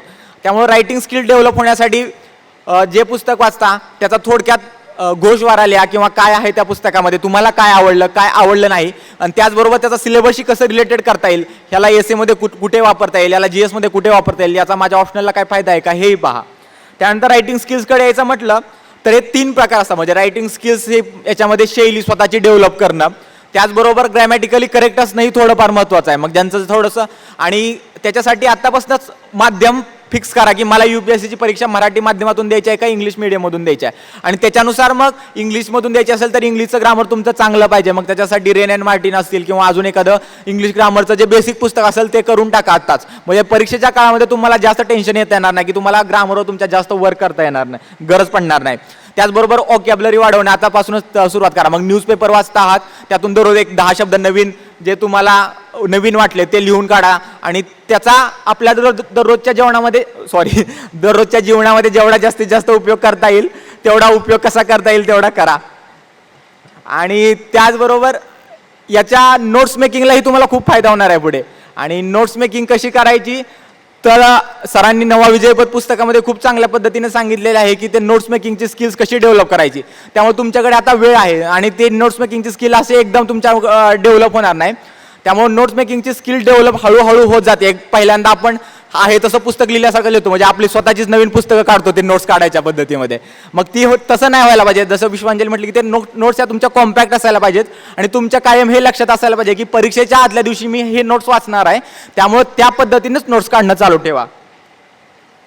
त्यानंतर आता हे वाचन लिखाण झालं, पण त्याचबरोबर अभ्यासाला जास्त इंटरेस्टिंग कसं करता येईल त्याच्यासाठी श्रवण कौशल्य आणि पाहण्याची काही कौशल्य विकसित करणं गरजेचं आहे. कारण याच्यानं आपला अभ्यास जास्त इंटरेस्टिंग होतो, त्याचबरोबर आपला आउटलुक आहे ते ब्रॉडर होतं आणि होलिस्टिक व्ह्यू जो म्हणतो आपल्याला तो आपल्या अभ्यासामध्ये येतो. त्याच्यासाठी मग काय पाहावं आणि काय न पाहावं हे तेवढंच गरजेचं आहे, कारण आपल्याकडे थोडासा वेळ असतो आणि आपण अभ्यास एन्जॉय करत करू शकतो. मग त्याच्यासाठी आता इंटरनेटचं साधन तर आपल्या सर्वांकडे अगदी उपलब्ध असल्यामुळं व्हेरियस न्यूज शोज पाहणं खूप गरजेचं आहे. म्हणजे आत्तापासून राज्यसभा टी व्ही असेल, BBC वरचे काही शो असतील, अल जजीरावरचे काही शो असतील, ते पाहत चला. काही वेळा काही कळणार नाही, पण जोपर्यंत तुम्ही ते पाहणार नाही तोपर्यंत तुम्हाला ते कळणार नाही असंही कळणार नाही. त्यामुळे ते पाहत चला. आणि त्याच्यासाठी मग त्याचबरोबर आणि एन्जॉय करत करायचं असेल तर मग काही कॉमेडी शोज असतील, जे इंग्लिश कॉमेडी शो असतील ज्याच्यात तुम्हाला इन्फॉर्मेशन सुद्धा कळून जाईल. त्यामुळे असेही कॉमेडी शोजही पाहत चला, म्हणजे त्याच्यात तुम्हाला इन्फॉर्मेशन कळणार आहे आणि त्याचबरोबर तुमचा मनोरंजन होईल. वेगवेगळ्या डॉक्युमेंटरीज असतील BBCच्या, जे मला प्रिपरेटरी कोर्समध्ये कळलं. मी ज्यावेळेस प्रिपरेटरी कोर्स करतो त्यावेळेस मला असं काहीही माहीत नव्हतं, पण प्रिपरेटरी कोर्सला वेगवेगळ्या आपल्याला डॉक्युमेंटरीज दाखवल्या जातात. त्याच्यामध्ये BBCच्या असतील आणि वेगवेगळ्या क्लायमेट चेंजवर होत्या. त्याचबरोबर आता इंडियामध्ये कॉन्स्टिट्यूशन मेकिंगचे होत्या, त्या पाहत चला. म्हणजे त्याच्यातून आपल्याला जास्त अंडरस्टँडिंग होईल. त्यामुळे डॉक्युमेंटरीज नक्की पहा. आणि त्याचबरोबर मनोरंजनासाठी TV सिरीज वगैरे असतील त्याचा तुम्हाला पाहत चला, पण त्याचा आपल्याला काय घ्यायचं आहे की मला याचा फायदा कसा होईल, माझ्या इंग्लिश सुधारण्यामध्ये कसा फायदा होईल. त्यातील काही वाक्य खूप चांगले असतात तेही लक्षात करून घ्या. आणि कायम आपला काही करताना म्हणजे UPSCच्या 2 ते 3 वर्षाच्या प्रवासामध्ये कायम आपल्या बॅक ऑफ द माइंड पाहिजे की मला UPSC परीक्षा द्यायची आहे. म्हणजे तुमच्या जीवनातील प्रत्येक गोष्ट जी निगडीत असेल ते तुम्हाला UPSC परीक्षेशी जोडायची आहे. म्हणजे असं वाटलं न पाहिजे की तुम्हाला ते डिटॅच होत आहे प्रोसेसमधून. कायम त्या process back of the mind पाहिजे की UPSC द्यायची. म्हणजे अगदी तुम्ही फिरतही असाल आणि जर तुम्हाला एसएमध्ये पुढे खूप उपयोगी येणार आहे की तुमचं डोळे आणि कान उघडे राहू द्या. आसपासच्या घटनांचा चांगल्या पद्धतीने अभ्यास करत आपल्याला याचा UPSC मध्ये कसा उपयोग होईल ते पाहत चला. हे 3 झाले. त्यानंतर बोलण्याची स्किल्स. आणि कारण इंटरव्ह्यू तशी म्हटले की इंटरव्ह्यूची प्रिपरेशन ही काही तुम्ही मेच्या रिझल्ट नंतर 2 महिन्यात नाही करू शकणार. इंटरव्ह्यूचीच प्रोसेस आहे ती तुम्हाला आतापासून डेव्हलप करायची आहे. तुमचा आउटलुक आतापासून डेव्हलप करायचा आहे. कारण इंटरव्ह्यू तुमच्या अभ्यासाची नुसती परीक्षा नाही, तुम्हाला जो आतापर्यंत आयुष्य जे अनुभवलं तेच तुम्हाला विचारणार आहे. त्यामुळे तिथं तुम्ही फेक नाही राहू शकत. जे तुमची स्वची ओळख आहे ना तेच तुम्हाला तिथं मांडता आलं पाहिजे. त्यामुळे इंटरव्ह्यूची तयारी आतापासूनच करत चला. आणि खास परीक्षेसाठी जर काय करायचं म्हटलं तर जसं म्हटलं की सिलेबस निवडा. सिलेबसमध्ये काय आहे ते पाहत चला, ते पाठ करा. सिलेबस रेफरन्स पुस्तकं तुम्हाला भेटत जातील. आणि सगळ्यात महत्त्वाचं म्हटलं आतापासून काय करायचं असेल तर ऑप्शनलची निवड. UPSCसाठी ऑप्शनलची निवड खूप महत्त्वाची आहे. जे मला प्रिपरेटरीमध्ये म्हणजे सपोज जर कोणी प्रिपरेटरी केला असेल किंवा करणार असाल तर तुम्हाला कळेल की प्रिपरेटरीमध्येच आपण ऑप्शनलची निवड करतो. साधारण फर्स्ट इयरला असताना मीच ऑप्शनलची निवड केली होती, कारण त्या ऑप्शनलची मध्ये तुम्हाला डेप्थ थोडीशी मिळवायची असते. आणि जर तुम्ही आत्ताच ऑप्शनल निवड केला तर तुम्हाला पुढच्या 2 वर्ष तो अभ्यास करत करत ती डेप्थ मिळणार आहे. त्यामुळे ऑप्शनलची निवड खूप महत्त्वाची आहे. त्याचबरोबर मीडियम सांगितलं आणि एक ब्रॉडर अंडरस्टँडिंग असू दे. UPSC म्हणजे काय फक्त परीक्षा नाही आणि ते तुमच्या जीवनाची परीक्षा आहे जसं म्हणतात. त्यामुळं ब्रॉडर अंडरस्टँडिंग असू द्या. नवनवीन शिकत चला, वेगवेगळ्या गोष्टी शिकत चला. आणि हे मी प्रिपरेटरीमध्ये असताना खूप चांगल्या पद्धतीने शिकलो. कारण मी असं का म्हणजे मी जसा UPSC कॉम्प्रिहेन्सिव्ह कोर्सही केला, पण प्रिपरेटरीमध्ये हा अनुभव खूप चांगला होता. सरांच्या लेक्चर्सला रीडिंग स्किल्स असतील आणि त्याचबरोबर अभ्यास साहित्य. आणि आपण चाणक्यच्या लायब्ररीमध्ये एवढी खूप काही पुस्तकं उपलब्ध आहेत त्यामुळे तुम्हाला की तुम्ही ब्रॉडर आउटलुक तुम्ही नाही म्हटलं तरी तुमचं डेव्हलप होणारच आहे जर प्रिपरेटरीला कोर्स लावला तर. त्यामुळं ते एक महत्त्वाचं होतं.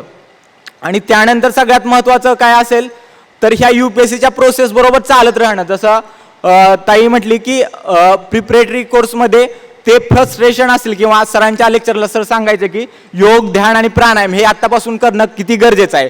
आम्हाला सरांचे लेक्चर्स व्हायचे त्यामुळे सर सांगितलं की ध्यान योग कसं करणं आणि त्याच्यासाठी काय गरजेचं आहे काय न गरजेचं नाही ते तुम्ही नवा विजयपथमध्ये योग्य पद्धतीने वाचू शकता.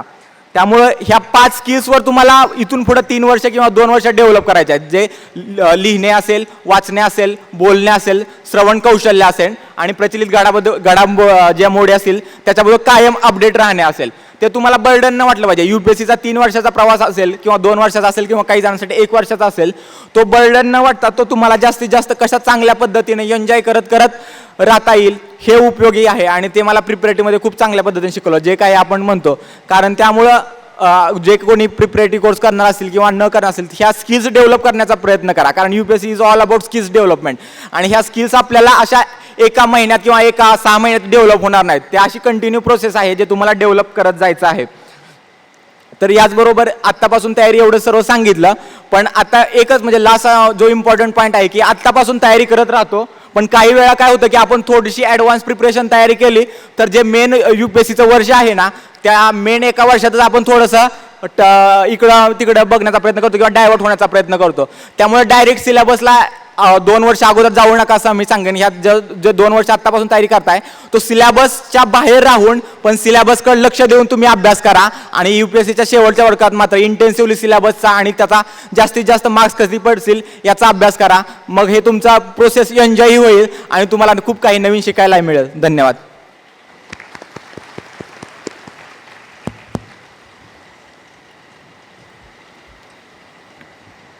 धन्यवाद सूरज.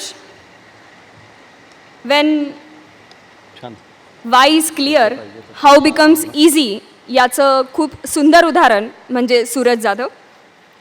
यानंतर महेश चौधरी, 5वा अटेम्प्ट, 423वी रँक, पॉलिटिकल सायन्स हा ऑप्शनल.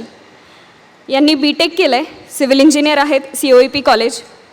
मूळचे जळगावचे असलेले, आई गृहिणी आहे, वडील PSI आहेत रिटायर्ड. यांनी कॉम्प्रिहेन्सिव्ह कोर्स केला 11-12मध्ये. त्यानंतर पूर्णवेळ कार्यकर्ता, फॅकल्टी अशा अनेक जबाबदाऱ्या त्यांनी परिवारामध्ये निभावल्या आहेत.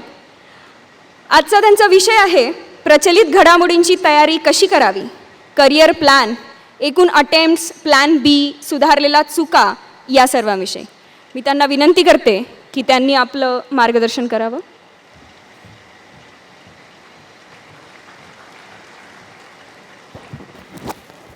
थँक्यू प्राजक्ता.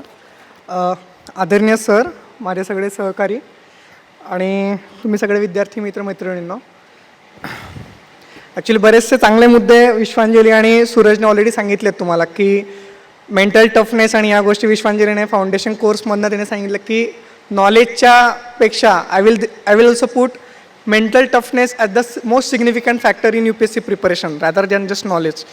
आणि सूरजने पण आता नवा विजयपथचा उल्लेख केला सरांच्या पुस्तकांचा. सो माझा जो विषय how to study current affairs, तर त्याच्याकडे आपण जाऊयात.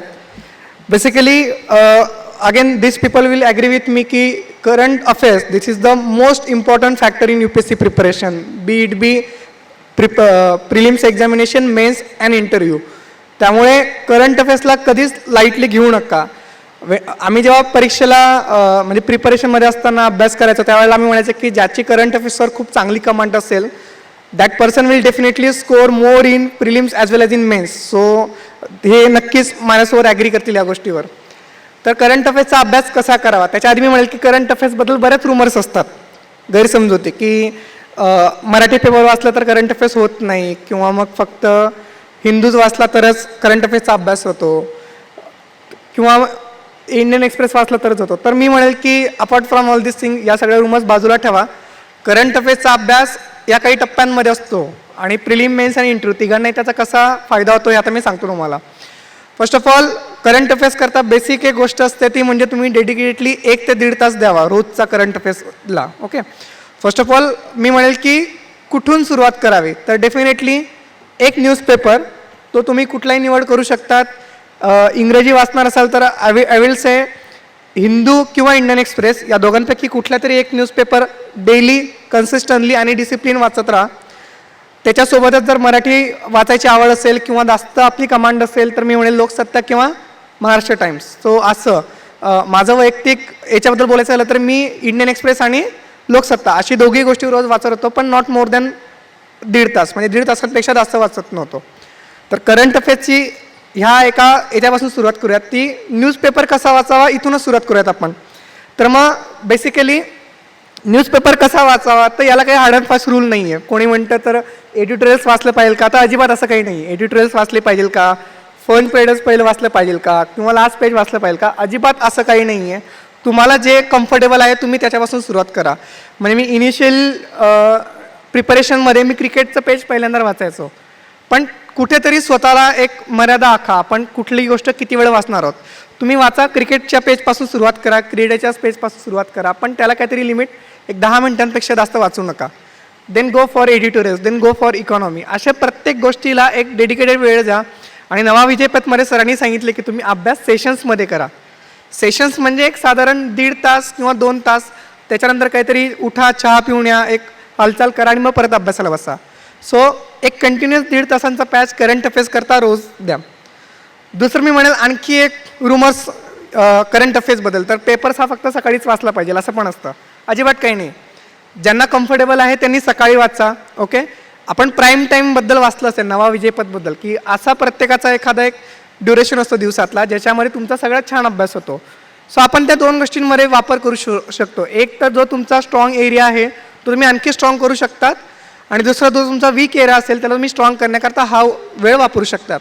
सो अगेन असं काही नाही की तुम्ही सकाळी उठल्याबद्दल आधी न्यूजपेपर वाचा किंवा रात्री. ओके, तुम्हाला जे कम्फर्टेबल आहे ते वाचा.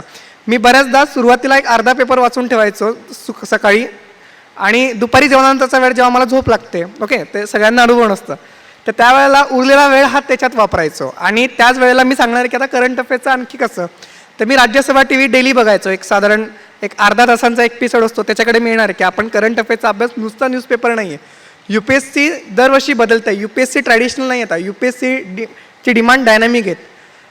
ट्रॅडिशनल वे म्हणजे काय, फक्त न्यूजपेपर वाचा आणि just that's it current affairs. UPSC तसं नाही आता. करंट अफेअर्सचा अभ्यास हा न्यूजपेपर, मॅगझिन, ऑडिओ, व्हिडिओ आणि वेबसाईट्स आणि इंटरनेट असं मी म्हणेल, या टप्प्यातनं तुम्ही करंट अफेअर्सचा अभ्यास करू शकतात. सो बेसिकली न्यूजपेपर कुठलाही वाचा, फक्त उदाहरणार्थ म्हणजे एखादा पॉलिटिकल इश्यू असेल की GST करता अपोजिशन पार्टी असं म्हणतंय, किंवा GST करता तृणमूल काँग्रेसने BJPला सपोर्ट नाही केला, ह्या गोष्टी वाचण्यापेक्षा GST आपल्याकरता इम्पॉर्टंट काय आहे. For example article 279 talks about GST council, ते जास्त महत्त्वाचं आहे. GSTमुळे सेंटर स्टेट रिलेशनवर काय फरक होणार आहे ते जास्त महत्त्वाचं आपल्याकरता. ओके, पॉलिटिकल गोष्टी वाचा, पॉलिटिकल ओपिनियन फॉर्म करायला नक्की वाचा, पण अगेन लिमिटेशन्स. आपल्याला PhD नाही करायची करंट अफेअर्समध्ये. आपली डिमांड काय, परीक्षेकरता आपल्याला जे काही हवं आहे, जे काही आपल्याला व्ह्यूज हवे आहेत ते गरजेचे आहेत. ओके, सो न्यूजपेपरचे नोट्स नक्की काढा असं मी म्हणेल. म्हणजे तुम्ही फाईलमध्ये करू शकतात किंवा नोटबुकमध्ये करू शकतात, पण मी म्हणेल की न्यूजपेपर वाचताना जर तुम्ही करंट नोट्स काढत नसाल तर मग एक सायंटिफिक थिअरी की तुम्ही ते काही दिवसांनी विसरून जाल. जे काही वाचतात त्यातलं फक्त 70% आधी लक्षात राहतं, पुढच्या आठवड्यामध्ये गेला तर त्यातलं फक्त 30% लक्षात राहतात. तर मी म्हणेल की नोट्स काढा, आणि नोट्स कसंही काढू शकतात. सरांनी आत्ताच उल्लेख केला की न्यू जनरेशन स्मार्टफोनमध्ये अभ्यास करतात. ओके, तर स्मार्टफोनचा स्मार्टपणे वापर करंट अफेअर्स करा असं मी म्हणेल. नोट्स काढताना पण करंट अफेअर्सचे तुम्ही सेक्शन्स डिवाईड करा तुमच्या पेजेसला. फॉर एक्झाम्पल इंटरनॅशनल एक सेक्शन असेल, अगेन नवा विजयपथमध्ये सरांनी त्या सगळ्या गोष्टींचा उल्लेख केला आहे. न्यूजपेपरमध्ये जे काही आता उदाहरणार्थ इंडियन एक्सप्रेसबद्दल बोलायचं झालं तर एक पेज नंबर 9 किंवा 8वर एक्सप्लेन म्हणून सेक्शन असतं. Okay, explain. तर एक्सप्लेन हे नक्की वाचा, कारण त्याच्यामध्ये खूप छान छान गोष्टी, खूप बॅकग्राऊंडपासून आजपर्यंत त्याचा कंटेम्पररी ट्रेंड कसा होता हे सगळं त्याच्यामध्ये दिलं असतं. उदाहरणार्थ अगेन आपण जर GSTबद्दल बोलायचं झालं, किंवा आत्ताच आम्ही येताना सरांनी एक सांगितलं की ग्राम स्वराज्य, महाराष्ट्र गव्हर्नमेंटने आत्ताच एक GR किंवा डिसिजन घेतला कॅबिनेटचा की ग्रामपंचायतीचे सरपंच हे थेट निवडले जातील, direct democracy which is given by the Gandhian philosophy. किंवा दुसरं, जास्तीत जास्त म्हणजे बजेट ठरवण्याचा अधिकार हा ग्रामसभेला असेल. तर ह्या गोष्टी तुम्हाला कोरिलेट करता आल्या पाहिजे. ओके, हां, आणि नोट्स काढताना अगेन सेक्शन्स करा, international, national, economy, environment ecology. कारण एन्व्हायरमेंट इकॉलॉजी जर तुम्ही ॲनालिसिस केलं असेल क्वेश्चन पेपरचं, जवळजवळ 20 ते 25 क्वेश्चन प्रिलिम्सला हे एन्व्हायरमेंट इकॉलॉजीवर असतात. आणि परत आता हे लोक मेन्सबद्दल बोलणारच आहेत आता पुढच्या सत्रामध्ये. मेन्समध्येही जर तुम्ही बघितलं तर GS पेपर 2 आणि 3 त्यांचे मोस्ट ऑफ द क्वेश्चन हे करंट अफेअर्सवर असतात. सो हा एक भाग झाला. तर न्यूजपेपरच्या व्यतिरिक्त काय वाचायचं आता त्याच्याकडे मी येतो आहे. दुसरं राज्यसभा TV, त्याचा खूप इफेक्टिव्हली वापर करून घ्या राज्यसभा TVचा. राज्यसभा TVवर 2 किंवा 3 प्रोग्राम मी रेकमेंड करेल तुम्हाला. तुम्हाला दिवसातला जो काही वेळ तुम्हाला जेव्हा बोर होते किंवा तुम्हाला नोट्स काढायचे असतील त्यावेळेला ते नक्की बघा. फॉर एक्झाम्पल एक बिग पिक्चर नावाचा एपिसोड असतो. ओके, बिग पिक्चर म्हणजे त्या 2 दिवसांमधला सगळ्यात इम्पॉर्टंट टॉपिक जो असतो त्याच्यावर डिस्कशन असतात. आणि मी ते का सजेस्ट करतोय रादर दॅन बाकीचे न्यूज चॅनल, तर राज्यसभा TVवर असणारे पॅनल मेंबर हे एमिनंट पर्सनॅलिटी असतात. फॉर एक्झाम्पल फॉरेन अफेअर्स असेल तर विवेक काटजू बोलतात, जे फॉरेन ॲम्बॅसिडर होते, किंवा पार्थ सारथी असतील. इंटरनॅशनल रिलेशन असतील तर त्याच्यावर C. राजामोहन बोलतात. So these are the authorities which have command on that subject. तर नक्की त्यांचे बघा आणि त्यांचे नोट्स काढा, कारण नोट्स काढल्याशिवाय तुम्ही ते उत्तर तसं जाऊन लिहू शकतात. असं माझा 1-2 एक्झाम्पल झाले. म्हणजे मी CAPFलाही मागच्या वेळेला एक एसे आला होता पार्टी सिस्टीम रिजनल पार्टीचा, तर ते डिस्कशन तसं मी ऐकलं होतं आणि ते मी गेलं. राज्यसभा TVचा फायदा का होतो या न्यूजपेपरपेक्षा, कारण न्यूजपेपरमध्ये जे काही आर्टिकल्स असतात ते एकाच व्यक्तीने लिहिले असतात. राज्यसभा TVवर हे 5 लोकांचं डिस्कशन आणि त्यांचे थॉट्स असतात. सो राज्यसभा TVवरचं एक एपिसोड म्हणजे बिग पिक्चर. दुसरं एक आहे देशांतर म्हणून. देशांतर पण नक्की बघा. आणि basically I think Dinesh, Suraj आणि विश्वांजली पण ॲग्री करतील की पॉलिटिकल सायन्सला फायदा होतो या गोष्टींचा, कारण Indian government and politics, international relation यांच्याकरता या विषयांचा खूप जास्त फायदा होतो. सो देशांतर. आणि तिसरं मी म्हणेल इंडियन वर्ल्ड. एक इंडियन वर्ल्ड नावाचा पण एपिसोड असतो आणि जे ज्या पद्धतीने कंडक्ट करतात तेच आपल्याला UPSCला उत्तरांमध्ये अपेक्षित असतं. असा एक तो भाग झाला त्याच्यामध्ये. ओके, आता मी दुसरं येईल व्हिडिओच्या व्यतिरिक्त.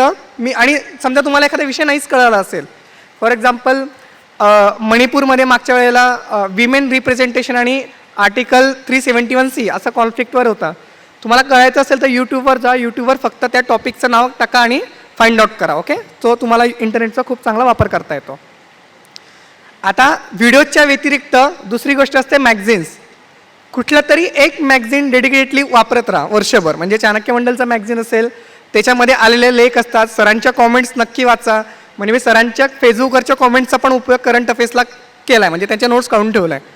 कारण मी चाणक्यमध्ये कार्य करत असताना सरांच्या कमेंट्स एक कंपाईल करण्याचं काम माझ्याकडे असायचं. सो तो एक हॅबिट होऊन गेली होती आणि त्याच्यातनं मग तो विषय समजून घ्यायचा. For example India China relationship असेल तर सरांची एक कमेंट होती की India with respect to Tibet, मग तिबेटला अरुणाचल प्रदेशला साऊथ तिबेट का म्हणतात, आणि मग इंडियाचं धोरण कसं होतं, किंवा दलाई लामांचा इश्यू. तर याच्यावरच्या सरांच्या कॉमेंट्स मी नक्की वापरतो उत्तरांमध्ये असताना. ओके, हे करंट अफेअर्समध्ये बऱ्याच वेळेला नवीन पुस्तकं एस्टॅब्लिश झालेली असतात, नवीन पुस्तकं पब्लिश झाले असतात. For example let's say Shashi Tharoor यांचं पॅक्स इंडिका पब्लिश झालं असं आपण समजूयात, किंवा झिया मोदी यांचं 10 जजमेंट्स दॅट चेंज इंडिया हे एक पुस्तक आहे, ते पब्लिश झाले.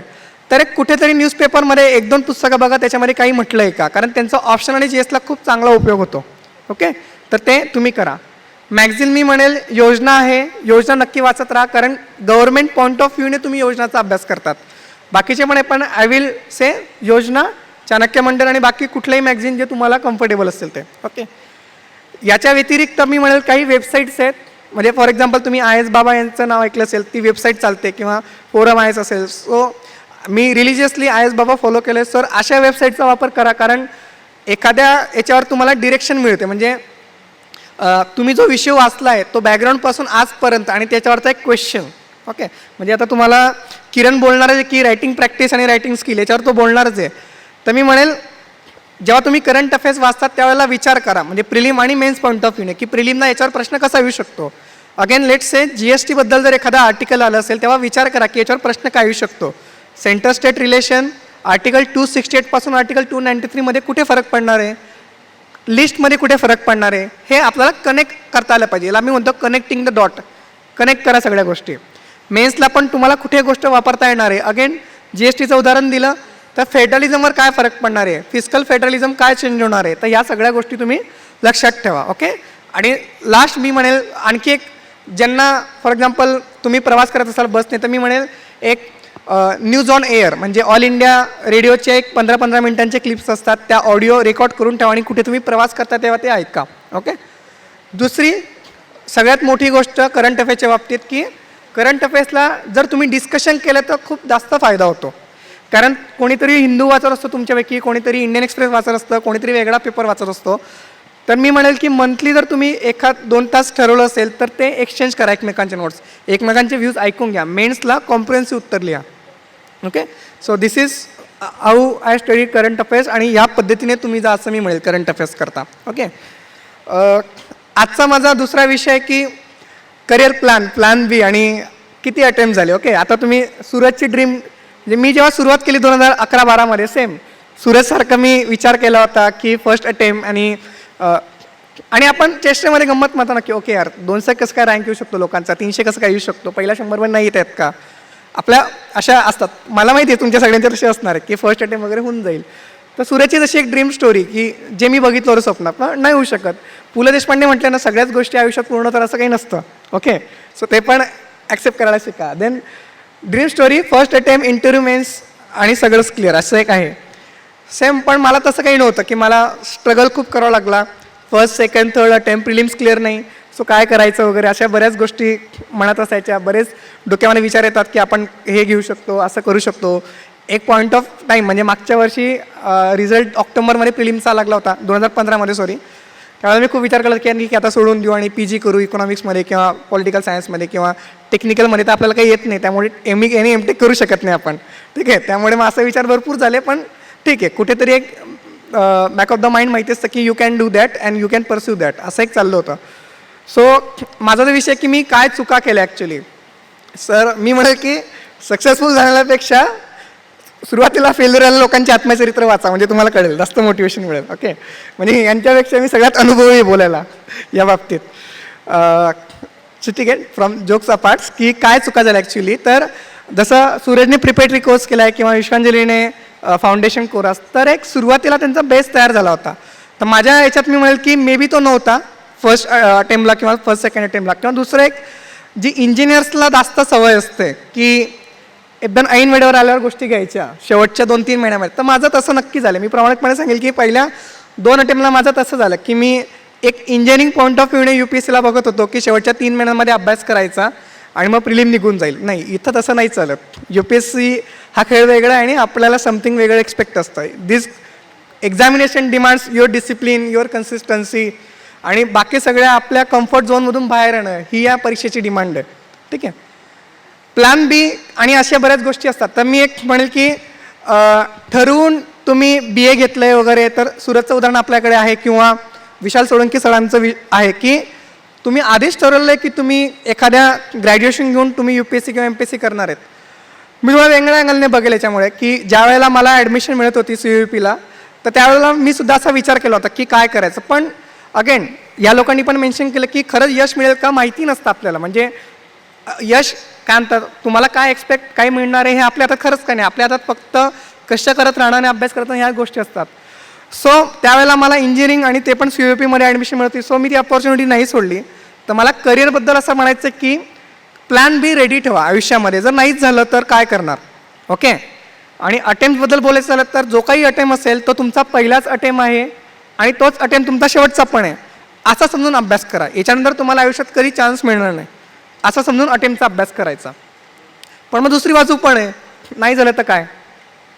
ओके, नाही झालं तर काय, तर मला एवढंच म्हणायचं आहे की UPSC हा आयुष्याचा फक्त भाग आहे. आयुष्य खूप मोठं आहे. UPSC नाही झालं म्हणून आयुष्य संपून जात नाही. तुमच्या पलीकडे जाऊन खूप गोष्टी असतात. तुम्ही असं म्हणाल की आता तुमचं झालं तुम्ही बोलू शकतात. ओके, असं नाही आहे. ओके, जे काही असेल ते मनापासून करा.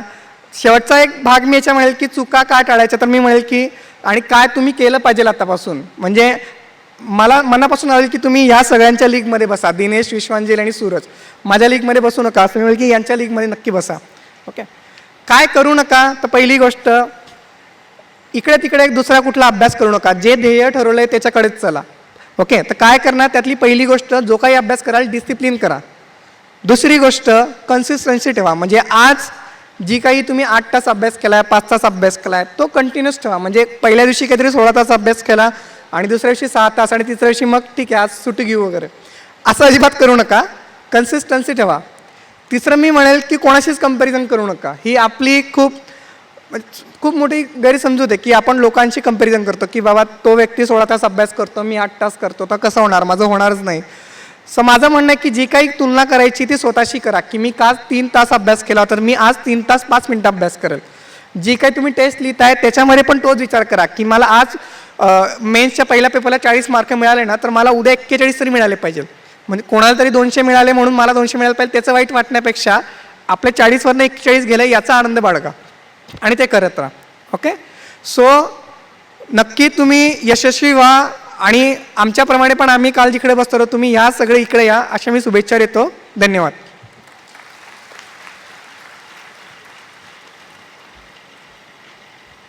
धन्यवाद महेश. आपण सर्वांनी ही कविता ऐकलीच असेल.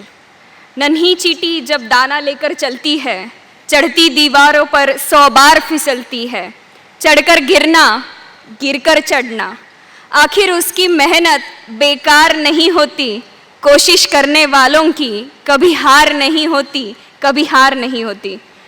हे आम्ही आत्तापर्यंत फक्त कवितेतच ऐकत होतो, आज पहिल्यांदा समोर बघतोय. थँक्यू महेश.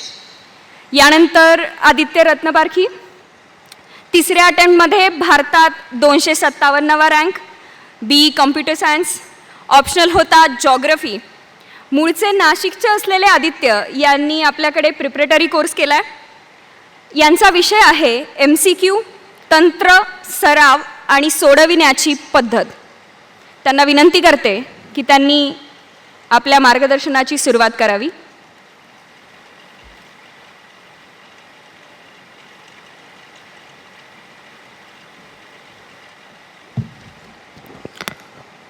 आदरणीय व्यासपीठ, इथे जमलेले माझे सहकारी आणि मित्रमैत्रिणी, माझा विषय आहे की MCQs कसे सोडवावे.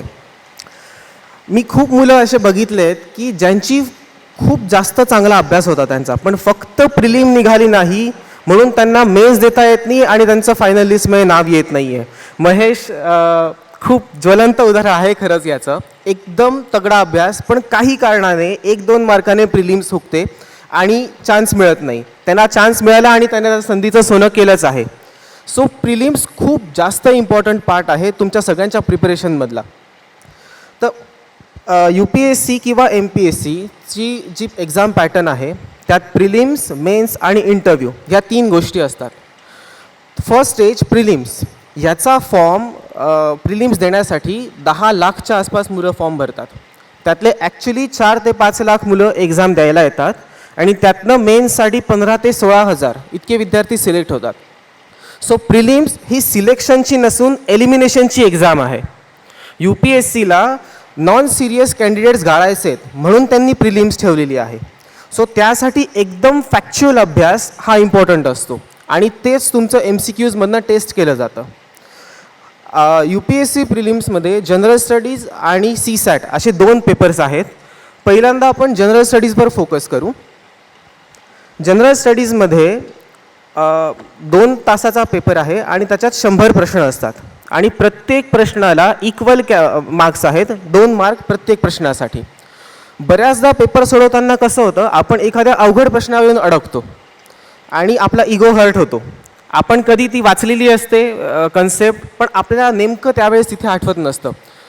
तिथे आपण काय करतो की हा प्रश्न सोडवून झाल्याशिवाय मी पुढे जाणारच नाही आणि त्याच्यात आपण 5 मिनटं वाया घालवतो. सो तुम्ही जयकांत शिकरे नाही आहे त्यामुळे तुमचा इगो हर्ट देऊ नका, पुढच्या क्वेश्चनकडे लगेच वळा. कारण अल्टिमेटली सगळ्यांना इक्वल कॅरे करतात मार्क्स, त्यामुळे अल्टिमेटली तुमचा स्कोअर हा मॅटर करतो. कोणी तुम्हाला विचारणार नाही की तुम्हाला अवघड प्रश्न आला नाही का तुमचा सोपा प्रश्न चुकला आहे. त्यामुळे एखादा येत नसलेल्या प्रश्नावर जास्त वेळ वाया न घालवता त्याला सोडून देणं हे कधी योग्य असतं. एक लक्षात ठेवा, एखादा प्रश्न तुमच्यासाठी अवघड आहे ना, तो सगळ्यांसाठीच अवघड असतो. कारण इतका सिन्सिअरली अभ्यास केल्यानंतरही एखादा क्वेश्चन जमत नसेल तर त्या क्वेश्चनमध्येच प्रॉब्लेम आहे असं म्हणून पुढे जायचं. सगळ्यांनी विचारलं की एक प्रिलिममध्ये अटेम्प्ट किती असावा. तर अटेम्प्ट हा नेहमी क्वेश्चन पेपरच्या डिफिकल्टीवर ठरतो. जर एक्झाम सोपी असेल तर सगळ्यांनाच चांगले क्वेश्चन्स जाणार आहेत, त्यामुळे अटेम्प्ट सगळ्यांचाच वाढणार आहे. मागच्या वर्षीचं मेरिट होतं 116, त्याच्या मागच्या वर्षीचं मेरिट होतं 107, याही वर्षीचं मेरिट 105च्या आसपास येईल असं अंदाज आहे. सो तुमचा अटेम्प्ट असा ठेवा की तुमचे मार्क नेहमी 110-120 या दरम्यान येतील. सो मिनिमम 80 to 85चा अटेम्प्ट असावा. त्यात परफेक्ट असणाऱ्या क्वेश्चन्सची संख्या कमी असते, कारण इन अ गो आपण जेव्हा पेपर सोडवतो तेव्हा संपूर्ण माहिती असलेले प्रश्न खूप कमी असतात. बरेचसे असे प्रश्न असतात ज्याच्यावर आपण विचार करतो, काहीतरी लॉजिक लावतो आणि त्याचं उत्तर काढतो. सो अटेम्प्ट 80 to 85 ठेवला हा सेफ अटेम्प्ट मला वाटतो. खूप जास्तही अटेम्प्ट केला तर तुम्ही निगेटिव्हमध्ये नक्कीच खालती याची शक्यता असते, आणि कमी अटेम्प्ट असेल तर तुम्ही त्या लेवलपर्यंत पोहोचूच शकणार नाही. त्यामुळे एक डिसंट अटेम्प्ट असावा, आणि हा अटेम्प्टही डिफिकल्टीनुसार बदलतो, त्यामुळे त्याचा एक आकडा असा ॲक्सेस नाही आहे. UPSCच्या प्रिलिममध्ये 4 सेट्स असतात, ABCD. सो तुम्ही जेव्हा पेपर तुमच्या हातात येईल तेव्हा पहिलंच पान वाचून तुम्ही ठरवू नका की पेपर डिफिकल्ट आहे का इझी आहे, कारण मे बी तुमच्या सेटला खूप सोपे प्रश्न आले असतील पहिल्यांदा, त्यामुळे तुम्हाला वाटतं पेपर खूप सोपा आहे. सो एक्साइटमेंटमध्ये येऊन आपण आन्सर्स धडाधड मार्क करायला सुरुवात करतो, आणि आपल्याला नंतर कळतं की नंतरचे जे क्वेश्चन्स आहेत ते इतके डिफिकल्ट आहे की तुमची सगळी एनर्जी डाऊन होऊन जाते, तुम्हाला टेन्शन यायला लागतं, आणि त्या प्रेशर अंडर तुम्ही चांगले परफॉर्म नाही करू शकत. त्याच्या विरुद्ध केस असते की पहिलेच क्वेश्चन्स इतके टफ आले की तुमचा पहिलेच मोराल डाऊन झाला, आणि त्यानंतर तुम्ही अटेम्प्ट नाही करू शकत आहे. इझी क्वेश्चन्ससुद्धा चुकतात अशा वेळेस, आणि ओव्हरऑल स्कोअर कमी होतो. सो एकदा तुम्ही पूर्ण पेपर चालल्यानंतर तुमचा अटेम्प्ट किती झाला आहे, तुम्हाला परफेक्टली माहिती असलेली उत्तरं किती आहे याची संख्या बघून तुम्ही पेपरची डिफिकल्टी लेवल ठरवा. आधीच ठरवून मॉरल डाऊन होऊ देऊ नका. MCQs कसे सोडवायचे याचे काही तंत्र आहे. सगळ्यात महत्त्वाचं तंत्र आहे म्हणजे एलिमिनेशन मेथड. UPSCला 4 बहुपर्यायी प्रश्न ऑप्शन्स असतात. या ऑप्शन्समध्ये एक उत्तर आहे जे बरोबर असणारच आहे. सो तुम्हाला जर का बरोबर उत्तराकडे जाता येत असेल तर खूपच चांगलं, कारण तो प्रश्न तुम्हाला माहिती आहे आणि तुम्हाला त्याचं उत्तरही माहिती आहे. पण बऱ्याचदा असं होतं की 2 ऑप्शन्समध्ये कन्फ्युजन आहे, 3 ऑप्शन्समध्ये कन्फ्युजन आहे, कुठला असेल सांगता येत नाही. इथे एलिमिनेशन टेक्निक वापरायला मदत होते. याचं एक्झाम्पल मी तुम्हाला सांगतो की हाय टेम्परेचर आणि हाय रेनफॉल असा आपल्याला कुठे सापडतो असा प्रश्न आल्यानंतर 4 ऑप्शन्स आले, टुंड्रा, तैगा, ट्रॉपिकल रेन फॉरेस्ट आणि टेम्परेट फॉरेस्ट. तर हाय टेम्परेचर हे आपल्याला वरच्या भागात म्हणजे टुंड्रा आणि तैगा इथे सापडतच नाही. ही जरी तुम्हाला फॅक्ट माहिती असेल तरी तुम्ही 2 ऑप्शन्स एलिमिनेट करू शकतात. सो उरलेल्या 2 पैकी तुम्हाला एक चूज करायचा आहे. दरवेळेस उत्तर सापडेलच किंवा तुम्हाला माहिती असेलच असं नाही, पण तुमची प्रोबॅबिलिटी आन्सर द्यायची 25% आता 50% आलेली आहे. त्यामुळे 3-4 प्रश्न असे असतील तर तुमचे 2 उत्तरं तरी त्यातली बरोबर यायची शक्यता खूप वाढते. त्यामुळे एलिमिनेशन मेथड ही खूप जास्त इम्पॉर्टंट आहे. हे सरळ प्रश्न झाले. काही प्रश्न असे असतात ज्याच्यात मॅच द पेअर्स असतात. तुम्हाला एखादी जरी पेअर माहिती असेल की हां ही बरोबर आहे, त्याचा ऑप्शन जर का तुम्ही शोधला तरीसुद्धा काही ऑप्शन्स एलिमिनेट व्हायला मदत होते. किंवा 2 स्टेटमेंट्स दिले, याच्यातलं कुठलं स्टेटमेंट बरोबर आहे, ओनली 1, ओनली 2, बोथ किंवा नन असे जेव्हा ऑप्शन्स असतात, तुम्हाला याच्यातलं एखादं स्टेटमेंट जेव्हा कन्फर्म योग्य माहिती आहे की हां हे बरोबरच आहे, तेव्हा 2 ऑप्शन्स आपोआप कट होतात. सो एलिमिनेशन मेथडने जर का तुम्ही गेले तर तुमचे आन्सर्स बरोबर याची प्रोबॅबिलिटी नेहमीच जास्त असते. सो एलिमिनेशन मेथडचा यूज करा. एक्झाममध्ये बऱ्याचदा असं होतं की एखादी कन्सेप्ट आपण वाचलेली असते पण वेळेवर आठवत नसते. तिथे आपण खूप जास्त पॅनिक होतो की हे मला का आठवत नाही, आणि ती कन्सेप्ट आठवण्यापेक्षा का आठवत नाही याच्यावरच आपण जास्त विचार करतो आणि आपला वेळ वाया घालवतो. सो अशा वेळेस तुम्ही शांत होऊन डोळे मिटून ती कन्सेप्ट आपण कधी वाचली होती तो प्रसंग आठवायचा ट्राय करा. समजा सरांनी शिकवली होती किंवा तुम्ही पेपरमध्ये वाचली होती किंवा कुठल्या नोट्समध्ये वाचली होती किंवा मित्रांसोबत किंवा मैत्रिणींसोबत डिस्कस केली होती, तो प्रसंग जर तुम्हाला आठवला ना ती कन्सेप्ट आपोआप रिकॉल व्हायला सुरुवात होते. सो इंट्रोस्पेक्शन आणि रिकॉल ही खूप जास्त इम्पॉर्टंट टेक्निक आहे वाईल सॉल्विंग प्रिलिम्स. बऱ्याचदा असं होतं की प्रिलिम्समध्ये काही क्वेश्चन्स असतात त्याची उत्तरं आपल्याला पेपरमध्येच सापडतात. म्हणजे एखादा प्रश्न असं झालेलं आहे UPSCच्या पेपरमध्ये. UPSCने विचारलं होतं की एक स्टेटमेंट दिलं होतं की या वर्षाची नैरोबी कॉन्फरन्स झाली होती WTOची नैरोबीमध्ये. त्या क्वेश्चनचं तुम्हाला उत्तर माहिती नसेल, पण पुढच्या काही क्वेश्चनमध्ये त्यांनी डायरेक्ट विचारलं होतं की ह्या वर्षी झालेल्या नैरोबी कॉन्फरन्समध्ये काय झालं होतं हे सांगा. आता ती पेपर सेटरची चूक होती आणि तुमच्यासाठीचा फायदा होता. So it happens. सो अगदी बरोबर उत्तर माहीत नसेल तर ते मेन आन्सर शीटवर मार्क करू नका. तो प्रश्न सोडून द्या. पूर्ण पेपर झाल्यानंतर त्या प्रश्नाकडे वळा. बऱ्याचदा असं होतं की स्टार्टिंगला आपण त्या एक्झाम मोडमध्ये नसतो, आपण बाहेरून येऊन सरळ आपल्यासमोर पेपर पडलेला असतो. सो आपला माइंडसेट खूप वेगळा असतो. एकदा एक्झाम मोडमध्ये गेल्यानंतर न येणारे प्रश्नसुद्धा हळूहळू रिकलेक्ट व्हायला सुरुवात होते आणि तेही सॉल्व करू शकतो आपण. काही कीवर्ड्स असतात. आता इकडे UPSCमध्ये फक्त इंग्लिश आणि हिंदीमध्ये पेपर असतो. सो आय एम अज्युमिंग की सगळे इंग्लिशमध्येच पेपर देतील. तर ॲब्सल्युटली, ऑलवेज, नेवर, ड्रॅस्टिकली असे एक्स्ट्रीम जे वर्ड्स असतात आणि त्यांच्याशी असोसिएटेड जे ऑप्शन्स असतात ते जनरली चुकीचे असतात. असं नेहमीच असतं असं नाही, पण ते चुकीची अशी शक्यता जास्त असते. आता याचं मी एक एक्झाम्पल 2016लाच आलेल्या प्रिलिमचं हे देऊन सांगतो. यावर्षी GST गुड्स अँड सर्व्हिसेस टॅक्सवर UPSCमध्ये प्रश्न होता.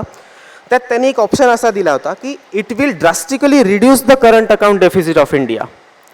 तर एक नुसता ॲक्ट इम्प्लिमेंट केल्याने हे असं होणार आहे का हे आपल्याला माहिती पाहिजे.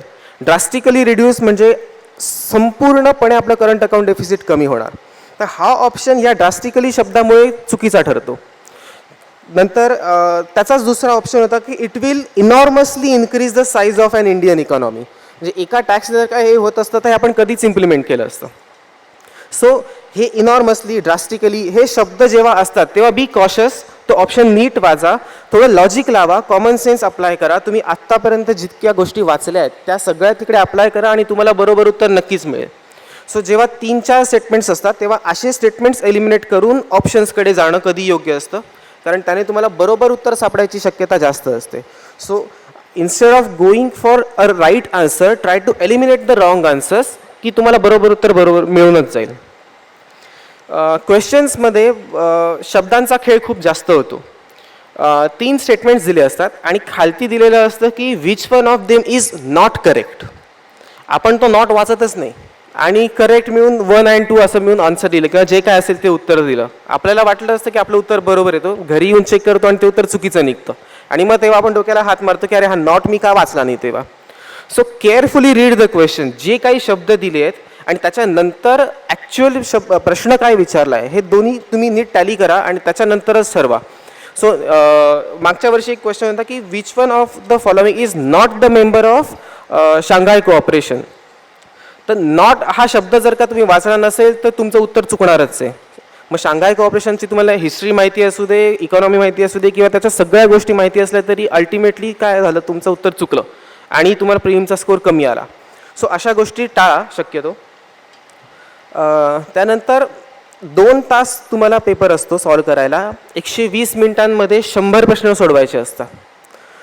तर आय वुड सजेस्ट की जे येत आहेत तेवढे क्वेश्चन्स पहिले सॉल्व करा 100 पैकी. So go through the whole paper in first 1 hour आणि try to solve as many questions as you can ज्यांची तुम्हाला कम्प्लिटली आन्सर्स माहिती आहेत. त्याच्या तुम्ही जर का अभ्यास केला असेल आणि तुम्हाला 100 पैकी 50 क्वेश्चन्सची उत्तरं सापडली पहिल्या गोमध्ये, तर तुम्ही असं विचार करू शकता की हां माझी पेपरची लेवल खूप डिफिकल्ट नाही आहे, खूप इझी पण नाही आहे, 50 question is a decent score. पण त्याच्यानंतर जर का तुम्ही फर्स्ट गोमध्ये तुम्हाला 30 आणि 35 असे येत असतील क्वेश्चन्सचे आन्सर्स, तर तुम्ही असं समजू शकता की पेपर हा डिफिकल्ट लेवलचा आहे. सो 120 म्हणजे 110 ते 120 ही जर का तुम्ही विंडो टार्गेट करत असाल तर तुमचे 60 ते 65 मिनिमम करेक्ट येणंच आहे. तर तुम्ही फर्स्ट गोमध्ये परफेक्ट आन्सर्स किती लिहिता ह्यावर कळतं की तुम्हाला किती तुक्के मारायचे, किती लॉजिकल गेसेस करायचे, किती ब्लाइंड गेसेस करायचे आहेत. आय वुड सजेस्ट की ब्लाइंड गेसेस करू नका, कारण त्याची प्रोबॅबिलिटी खूप कमी आहे उत्तर येण्याची आणि मग निगेटिव्हमध्ये जाता आणि येणारा स्कोरसुद्धा गंडायची शक्यता जास्त असते. So don't go for blind guesses. First go, second go आणि third go if time permits. अशा याच्यात तुम्ही जर का प्रिलिमचा क्वेश्चन पेपर सॉल्व केला तर त्याचा नक्कीच तुम्हाला फायदा होईल. CSATमध्ये 2 तासात 80 प्रश्न सोडवायचे असतात. CSAT हा फक्त क्वालिफाईंग नेचरचा असल्यामुळे त्याच्यात फक्त 33% मार्क्स तुम्हाला मिळवायचे आणि ते मिळवणं खूप अवघड नाही आहे जर का तुम्ही CSATची प्रॅक्टिस केली असेल तर. सो तिथे टाईम मॅनेजमेंटचा इश्यू येतो. क्वांट, रिझनिंग आणि कॉम्प्रिहेन्शन ह्याच्यासाठी किती टाईम अलॉट करायचा, कोणासाठी कसं, तुमची स्ट्रेंथ काय, काहींची स्ट्रेंथ कॉम्प्रेशन असते, काहींची स्ट्रेंथ क्वांट असते, काहींची स्ट्रेंथ रिझनिंग असते. सो नो युअर स्ट्रेंथ्स आणि त्याचा एकही प्रश्न चुकणार नाही ह्याच्याकडे जास्त भर द्या. कारण अल्टिमेटली तुम्हाला फक्त 33% मार्क्स म्हणजे 67 मार्क मिळून क्वालिफाय व्हायचं आहे. त्याच्यात मग त्याच्यापुढे तुम्हाला 190 जरी असले काय किंवा 68 असले का काही फरक पडत नाही. But having a decent score is always good. काठावर असलेलं टेन्शन असतंच की होईल का नाही. माझे खूपसे फ्रेंड्स असे आहेत की GSचा स्कोर त्यांनी क्वालिफाय केलेला आहे, कट ऑफच्या वर मार्क्स आहेत, but just because they couldn't qualify the CSAT 67 mark मिळू शकले नाही म्हणून त्यांना चान्स मिळाला नाही मेन्स द्यायचा. सो CSATला खूपही लाईटली घेऊ नका. Focus on CSAT. 15-20 दिवसांचं प्रिपरेशन जर बेसिक तुमचं चांगलं असेल तर इट वुड सफाईज. परीक्षेचा म्हणजे प्रिलिमचा सराव कसा करावा, तर आपले पेपर 2 पेपर्स असतात, एकाच दिवशी होतात. 9:30 ते 11:30 मध्ये GSचा पेपर होतो आणि 2:30 ते 4:30 ह्याच्यात आपला CSATचा पेपर होतो. सो तुम्ही जेव्हा सराव करणार आहात तेव्हा तुम्ही जी कुठली टेस्ट सिरीज चूज कराल त्याचा GSचा पेपर ह्याच वेळेस सोडवायचा ट्राय करा आणि त्याचा CSATचा पेपर त्याच वेळेस 2:30 ते 4:30 ह्या वेळेस सोडवायचा ट्राय करा. त्याने एक तुमच्या बॉडीला सवय लागते की हां ह्या वेळेस मला पेपर सॉल्विंगच आहे, यावेळेस मी बाकी कुठलं काही करणार नाही. सो 1 महिन्याची जर का तुमची प्रॅक्टिस असेल तर it becomes a habit. So actual final डेला तुम्ही जेव्हा एक्झामला जाल तेव्हा it becomes easier for you to adapt to the situation. कारण ऑलरेडी तुम्ही रोज GSचा पेपर त्याच वेळेस सॉल्व केलेला आहे, आत्तासुद्धा तुम्हाला सेमच करायचं आहे. सो तुम्हाला त्याचं इतकं प्रेशर येणार नाही. आणि पेपर्स सोडवायचे असतील तर 2 ते 3 टेस्ट सिरीजचे जर का तुम्ही पेपर्स घेतले तर तुम्हाला त्याच्यात व्हरायटी मिळेल. फक्त व्हिजन किंवा फक्त इन्साईट किंवा बाकी फक्त युनिक असे जर का तुम्ही ठेवला तर त्या पेपर सेटरचाही एक ॲप्रोच असतो. सो असे डिफरंट ॲप्रोचेस तुम्ही ठेवले तर तुम्हाला नक्कीच फायदा होईल पेपर सॉल्व करायला. फायनली जेव्हा तुम्ही पूर्ण अभ्यास झालेला आहे तेव्हा तुम्ही फायनल डे किंवा जजमेंट डे तुमचा असेल प्रिलिमचा, किंवा एका दिवसात ठरणार आहे की तुम्ही पुढच्या लेवलला जाऊ शकताय का तुम्हाला वर्षभर आता वाट बघायची आहे. सो हा दिवस खूप इम्पॉर्टंट असतो, ॲक्सेप्टेड. पण त्याचं किती टेन्शन घ्यावं ह्यालासुद्धा एक लिमिट आहे. टेन्शन अंडर बऱ्याच जणांचा परफॉर्मन्स डाऊन होतो आणि सराव परीक्षांमध्ये खूप जास्त मार्क असतात पण ऐन प्रिलिममध्ये मार्कच मिळत नाही. सो टेन्शन असणं खूप चांगली गोष्ट आहे, त्याने तुम्हाला नक्कीच फायदा होतो, तुम्ही जास्त हवेत जात नाही, कंट्रोल राहता. पण इतकंही बर्डन घेऊ नका की that will act detrimental to your performance. सो शांतपणे पेपर सोडवा आणि टेन्शन घेऊ नका. मन शांत असेल तर मी जसं म्हटलं की इंट्रोस्पेक्शन आणि रिकॉलला खूप जास्त मदत होते आणि त्यातनं पण क्वेश्चन सॉल्विंग इझियर होतं. That's it. All the best to you. Thank you.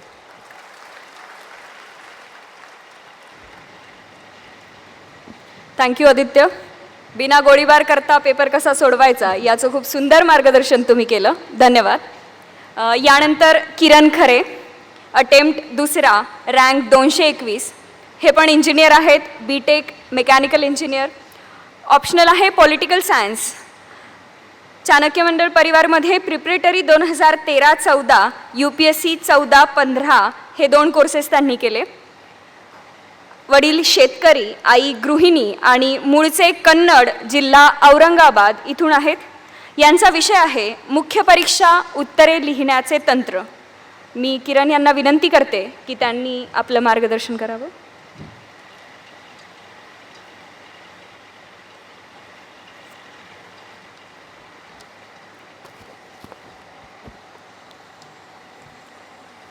आदरणीय व्यासपीठावरील विराजमान धर्माधिकारी सर, तसेच झालेले अधिकारी आणि तुम्ही सर्व माझे मित्र, पुढच्या 15-20 मिनिटांमध्ये मी ॲन्सर रायटिंगबद्दल सांगणार आहे. परंतु मला असं वाटतं की ह्या 15-20 मिनिटानंतर किंवा ह्या सेशन्सनंतर तुम्ही इथून काही जर घेऊन जात असाल तर तो म्हणजे एक ॲप्रोच पाहिजे. ही UPSC काय आहे, हे UPSCची रिक्वायरमेंट काय आहे, त्याची डिमांड काय आहे, त्याचं नेचर काय आहे, हे तुम्हाला इथून कळायला हवं. आणि ते जर कळालं तर मला वाटतं जे आम्ही काही सांगतोय त्याचं एक खरंच सार्थक होईल. मला एक सांगावंसं वाटतं की UPSC जर्नी जी आहे त्यामध्ये 3 ज्या एक्झाम आहेत, प्रिलिम, मेन्स, इंटरव्ह्यू, याच्यामध्ये जर आपण बघितलं तर कुठेतरी आपण 2 पार्ट्स करू शकतो. 2 पार्ट्स म्हणजे पहिला नॉलेज, त्यात मग तुमचं रीडिंग आलं, डिस्कशन, व्हिडिओज बघणं, लेक्चर्स किंवा न्यूजपेपर असेल. आणि सेकंड पार्ट आहे त्याचं इम्प्लिमेंटेशन. बऱ्याच वेळा होतं असं की म्हणजे रथी महारथी बरेच लोकांचं असं होतं की 90% पार्ट हा फक्त रीडिंग याच्यावरच जातो आणि फक्त 10% पार्ट हा आपला कुठेतरी इम्प्लिमेंटेशनवर जातो. आणि चुकतं इथेच. जर तुम्ही बघितलं मेन्समध्ये मार्क किंवा इंटरव्ह्यूमध्ये तुम्ही जे असतं बोलणं असेल त्यामध्ये तुमच्याकडे नॉलेज किती आहे ही पहिली प्रायमरी गोष्ट आली. पण तुम्ही जर ते एक्सप्रेस करू शकत नसाल, तुम्ही जर ते रायटिंगमध्ये दाखवू शकत नसाल तर त्याचा जास्त यूज होणार नाही. सांगायचं तर एक म्हणजे आता ॲन्सर रायटिंगचं जर महत्त्व सांगायचं तर इंटरव्ह्यूमध्ये ह्यावर्षी जर तुम्ही स्कोअर बघितले तर बऱ्याच जणांना खूप कमी मार्क्स दिलेत. थोडक्यात त्यांनी असं केलं की इंटरव्ह्यूचं जे इम्पॉर्टन्स होतं ते कुठेतरी कमी करण्याचा प्रयत्न केला आहे आणि महत्त्व हे मेन्सचं वाढवलं आहे. मेन्समध्ये 1750 मार्क असतात आणि ते तुम्ही मॅक्झिमाइज स्कोअर करू शकता तेव्हा जेव्हा तुमच्याकडे ॲन्सर रायटिंग चांगलं असेल. आणि ॲन्सर रायटिंगसाठी तुम्ही काय फक्त जस्ट वाचून होणार नाही, तर तुम्हाला कुठेतरी ती ॲन्सर रायटिंगची प्रॅक्टिस करावी लागेल आणि खूप जास्त प्रॅक्टिस करावी लागेल. कारण की मेन्समध्ये 4-5 दिवस जे असतात मग तुम्ही डायरेक्ट जाऊन पेपर लिहायला बसले असं होणार नाही किंवा कमी ॲन्सर रायटिंग असेल तर तुम्ही चांगले पेपर लिहिशाल असंही होणार नाही. आता माझं एक्झाम्पल सांगायचं तर GS2च्या पेपरमध्ये माझा अक्षरशः हात सुजला होता. म्हणजे मी तिथे आमचं असं बॉडी स्प्रे मारून टॅबलेट्स खाऊन असं चालू होतं. मग एवढं तुम्हाला असं ॲन्सर रायटिंग खूप जास्त लिहावं लागतं तिथे. 4 दिवस कम्प्लिटली असतं आणि त्याची तुम्ही आधीच म्हणजे प्रॅक्टिस जी असेल होमवर्क असेल तो आधीच तुम्हाला करायला पाहिजे. मेन्सच्या पिरियडमध्ये प्रिलिम आणि मेन्समध्ये मी ऑलमोस्ट 1000 पेजेस आम्ही लिहिले होते आणि ते सुद्धा तुम्ही लिहिले पाहिजे. मी यासाठी सांगतो की ॲन्सर रायटिंग ही खूप जास्त महत्त्वाची आहे. आता जसं विश्वांजलीने सांगितलं की 1750 मार्क आहेत, प्रत्येक पेपरमध्ये 20 क्वेश्चन्स आहेत. जर तुम्ही ते 20 क्वेश्चनपैकी 17-18 जर करत असाल अटेम्प्ट तर तुम्ही ऑलरेडी त्या रेसच्या बाहेर पडतायत. कारण की तुम्हाला काही असं 250 मार्काचा पेपर आहे तो काही 200 मार्काचा नाही आहे जे तुम्ही 200 मार्काचा अटेम्प्ट करतायत. पेपर अटेम्प्ट करण्यासाठी तुम्हाला खूप जास्त ॲन्सर रायटिंग करावं लागतं आणि ते तुम्ही केलं पाहिजे. ॲन्सर रायटिंगचं इम्पॉर्टन्स जर बघितलं ते कुठे कुठे आहे तर GS जनरल स्टडीचे जे 4 पेपर आहेत त्यांचं जर तुम्ही बघितलं तर ते खूप जास्त सध्या डायनॅमिक होत आहेत. म्हणजे तुम्ही असं करू शकत नाही की बुक्समध्ये जे वाचलं आहे तुम्हाला जे माहिती ते सरळ लिहायचं आहे. तर तुम्हाला कुठेतरी एक पॉईंट्स तयार करायचे असतात, खूप जास्त लिहायचं असतं आणि बऱ्याचशा इंटरलिंकेजेस करायचे असतात. सो GSमध्ये खूप जास्त ॲन्सर रायटिंगला महत्त्व आहे. मग तुमचं एक नॉलेज प्लस ॲन्सर रायटिंग ह्या खूप महत्त्वाचं आहे. ऑप्शनलबद्दल मी थोडंसं एक म्हणेल की तुमच्याकडे पहिले कंटेंटवर कमांड पाहिजे, तुमच्याकडे पहिले कंटेंट चांगला पाहिजे आणि तेव्हाच तुम्ही ॲन्सर रायटिंग करू शकाल. सो तिकडे कुठेतरी नॉलेज किंवा तुमचं किती तुमची कमांड आहे त्याच्यावर त्याला महत्त्व येतं. पण GSमध्ये मात्र थोडंसं उलटं आहे. एसेमध्ये सुद्धा तुम्ही मेन्सच्या आधी किमान 10 एसे तरी लिहिले पाहिजे. त्यामध्ये तुम्हाला कळायला पाहिजे वर्ड लिमिट काय असते, आपण किती इंट्रोडक्शन कसं करतो आहे, आपले विकनेस काय, स्ट्रेंथ काय, कन्क्लुजन कसं करायचं आहे, पॉईंट्स कसे लिहायचे आहेत. थोडक्यात एवढं सर्व जे आहेत ते तुमचं ॲन्सर रायटिंग थ्रू येईल.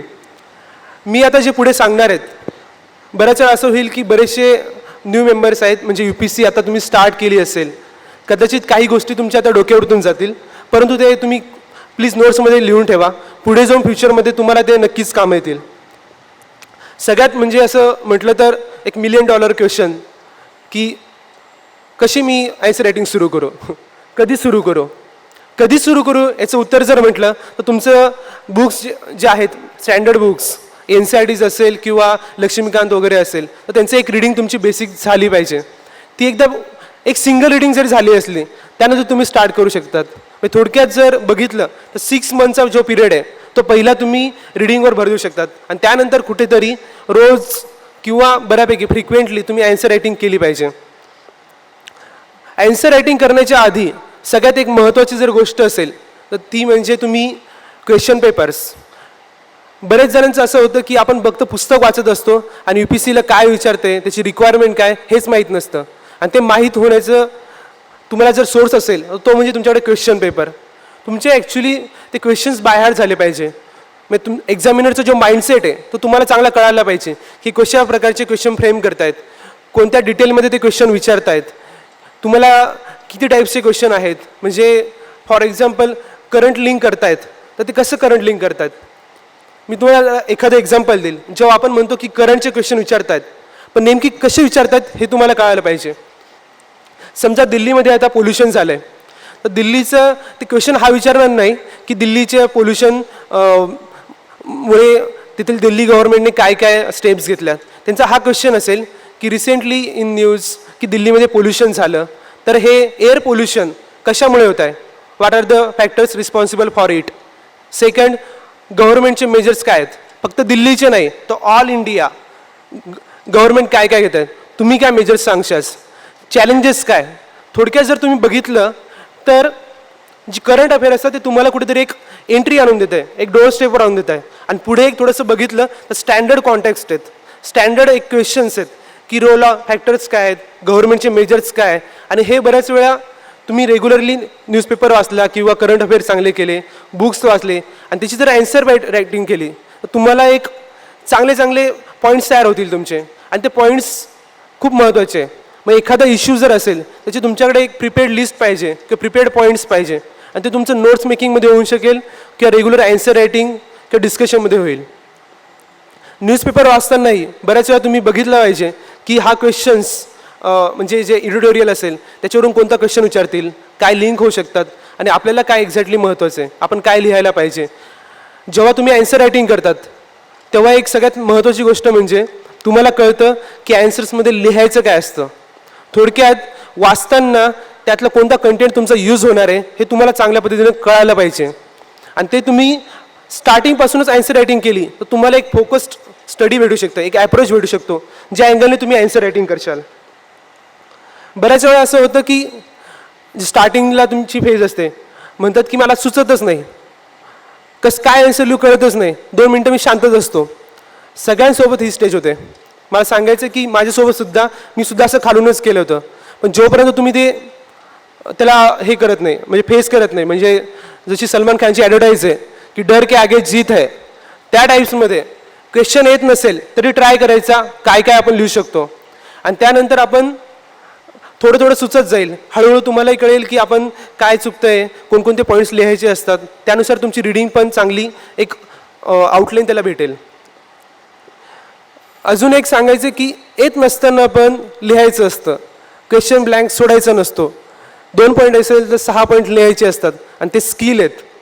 आणि ते स्किल म्हणजे आपण जे म्हणतो क्रिएटिंग पॉईंट्स, फॉर्मल लँग्वेजमध्ये इंटरलिंकेजेस करणं आणि इनफॉर्मलमध्ये फेकणं, ही शिवी नाही आहे, तर ही स्किल आहे. आणि स्किल तुम्हाला डायरेक्ट पेपरामध्ये जाऊन बसून येणार नाही, तुम्हाला कुठेतरी ते रायटिंग स्किल डेव्हलप करावं लागतं, तुम्हाला ते इंटरलिंकेजेस करावे लागतात. तुम्हाला असं social, political, economical, educational, cultural, historical, disables बरंच काय असतात. असं जिओग्राफिकल असेल, डिझास्टर मॅनेजमेंट, पॉलिटी, हिस्ट्री, असे तुम्हाला सर्व डायमेन्शन हे कळायला पाहिजे, तितकं तुम्ही फोकस पाहिजे. एखादा क्वेश्चन येत नसेल तर असे तुम्ही डायमेन्शन विचार करू शकतात आणि हा विचार इम्प्लिमेंट करण्याचं काम हे ॲन्सर रायटिंगमधून होतं. सो सध्या जर तुम्ही बेसिक स्टेजला असाल तर मी असं एक सजेस्ट करेल की स्टार्टिंगला तुम्ही एकदा रीडिंग करून घ्या. रीडिंग केल्यानंतर कुठेतरी एक ॲन्सर रायटिंग रेग्युलरली केली पाहिजे. फक्त ॲन्सर रायटिंग करूनही चालणार नाही, ते प्रॉपर चेकिंग झालं पाहिजे. प्रॉपर चेकिंगसाठी तुम्ही एखादी चांगली टेस्ट सिरीज लावू शकतात.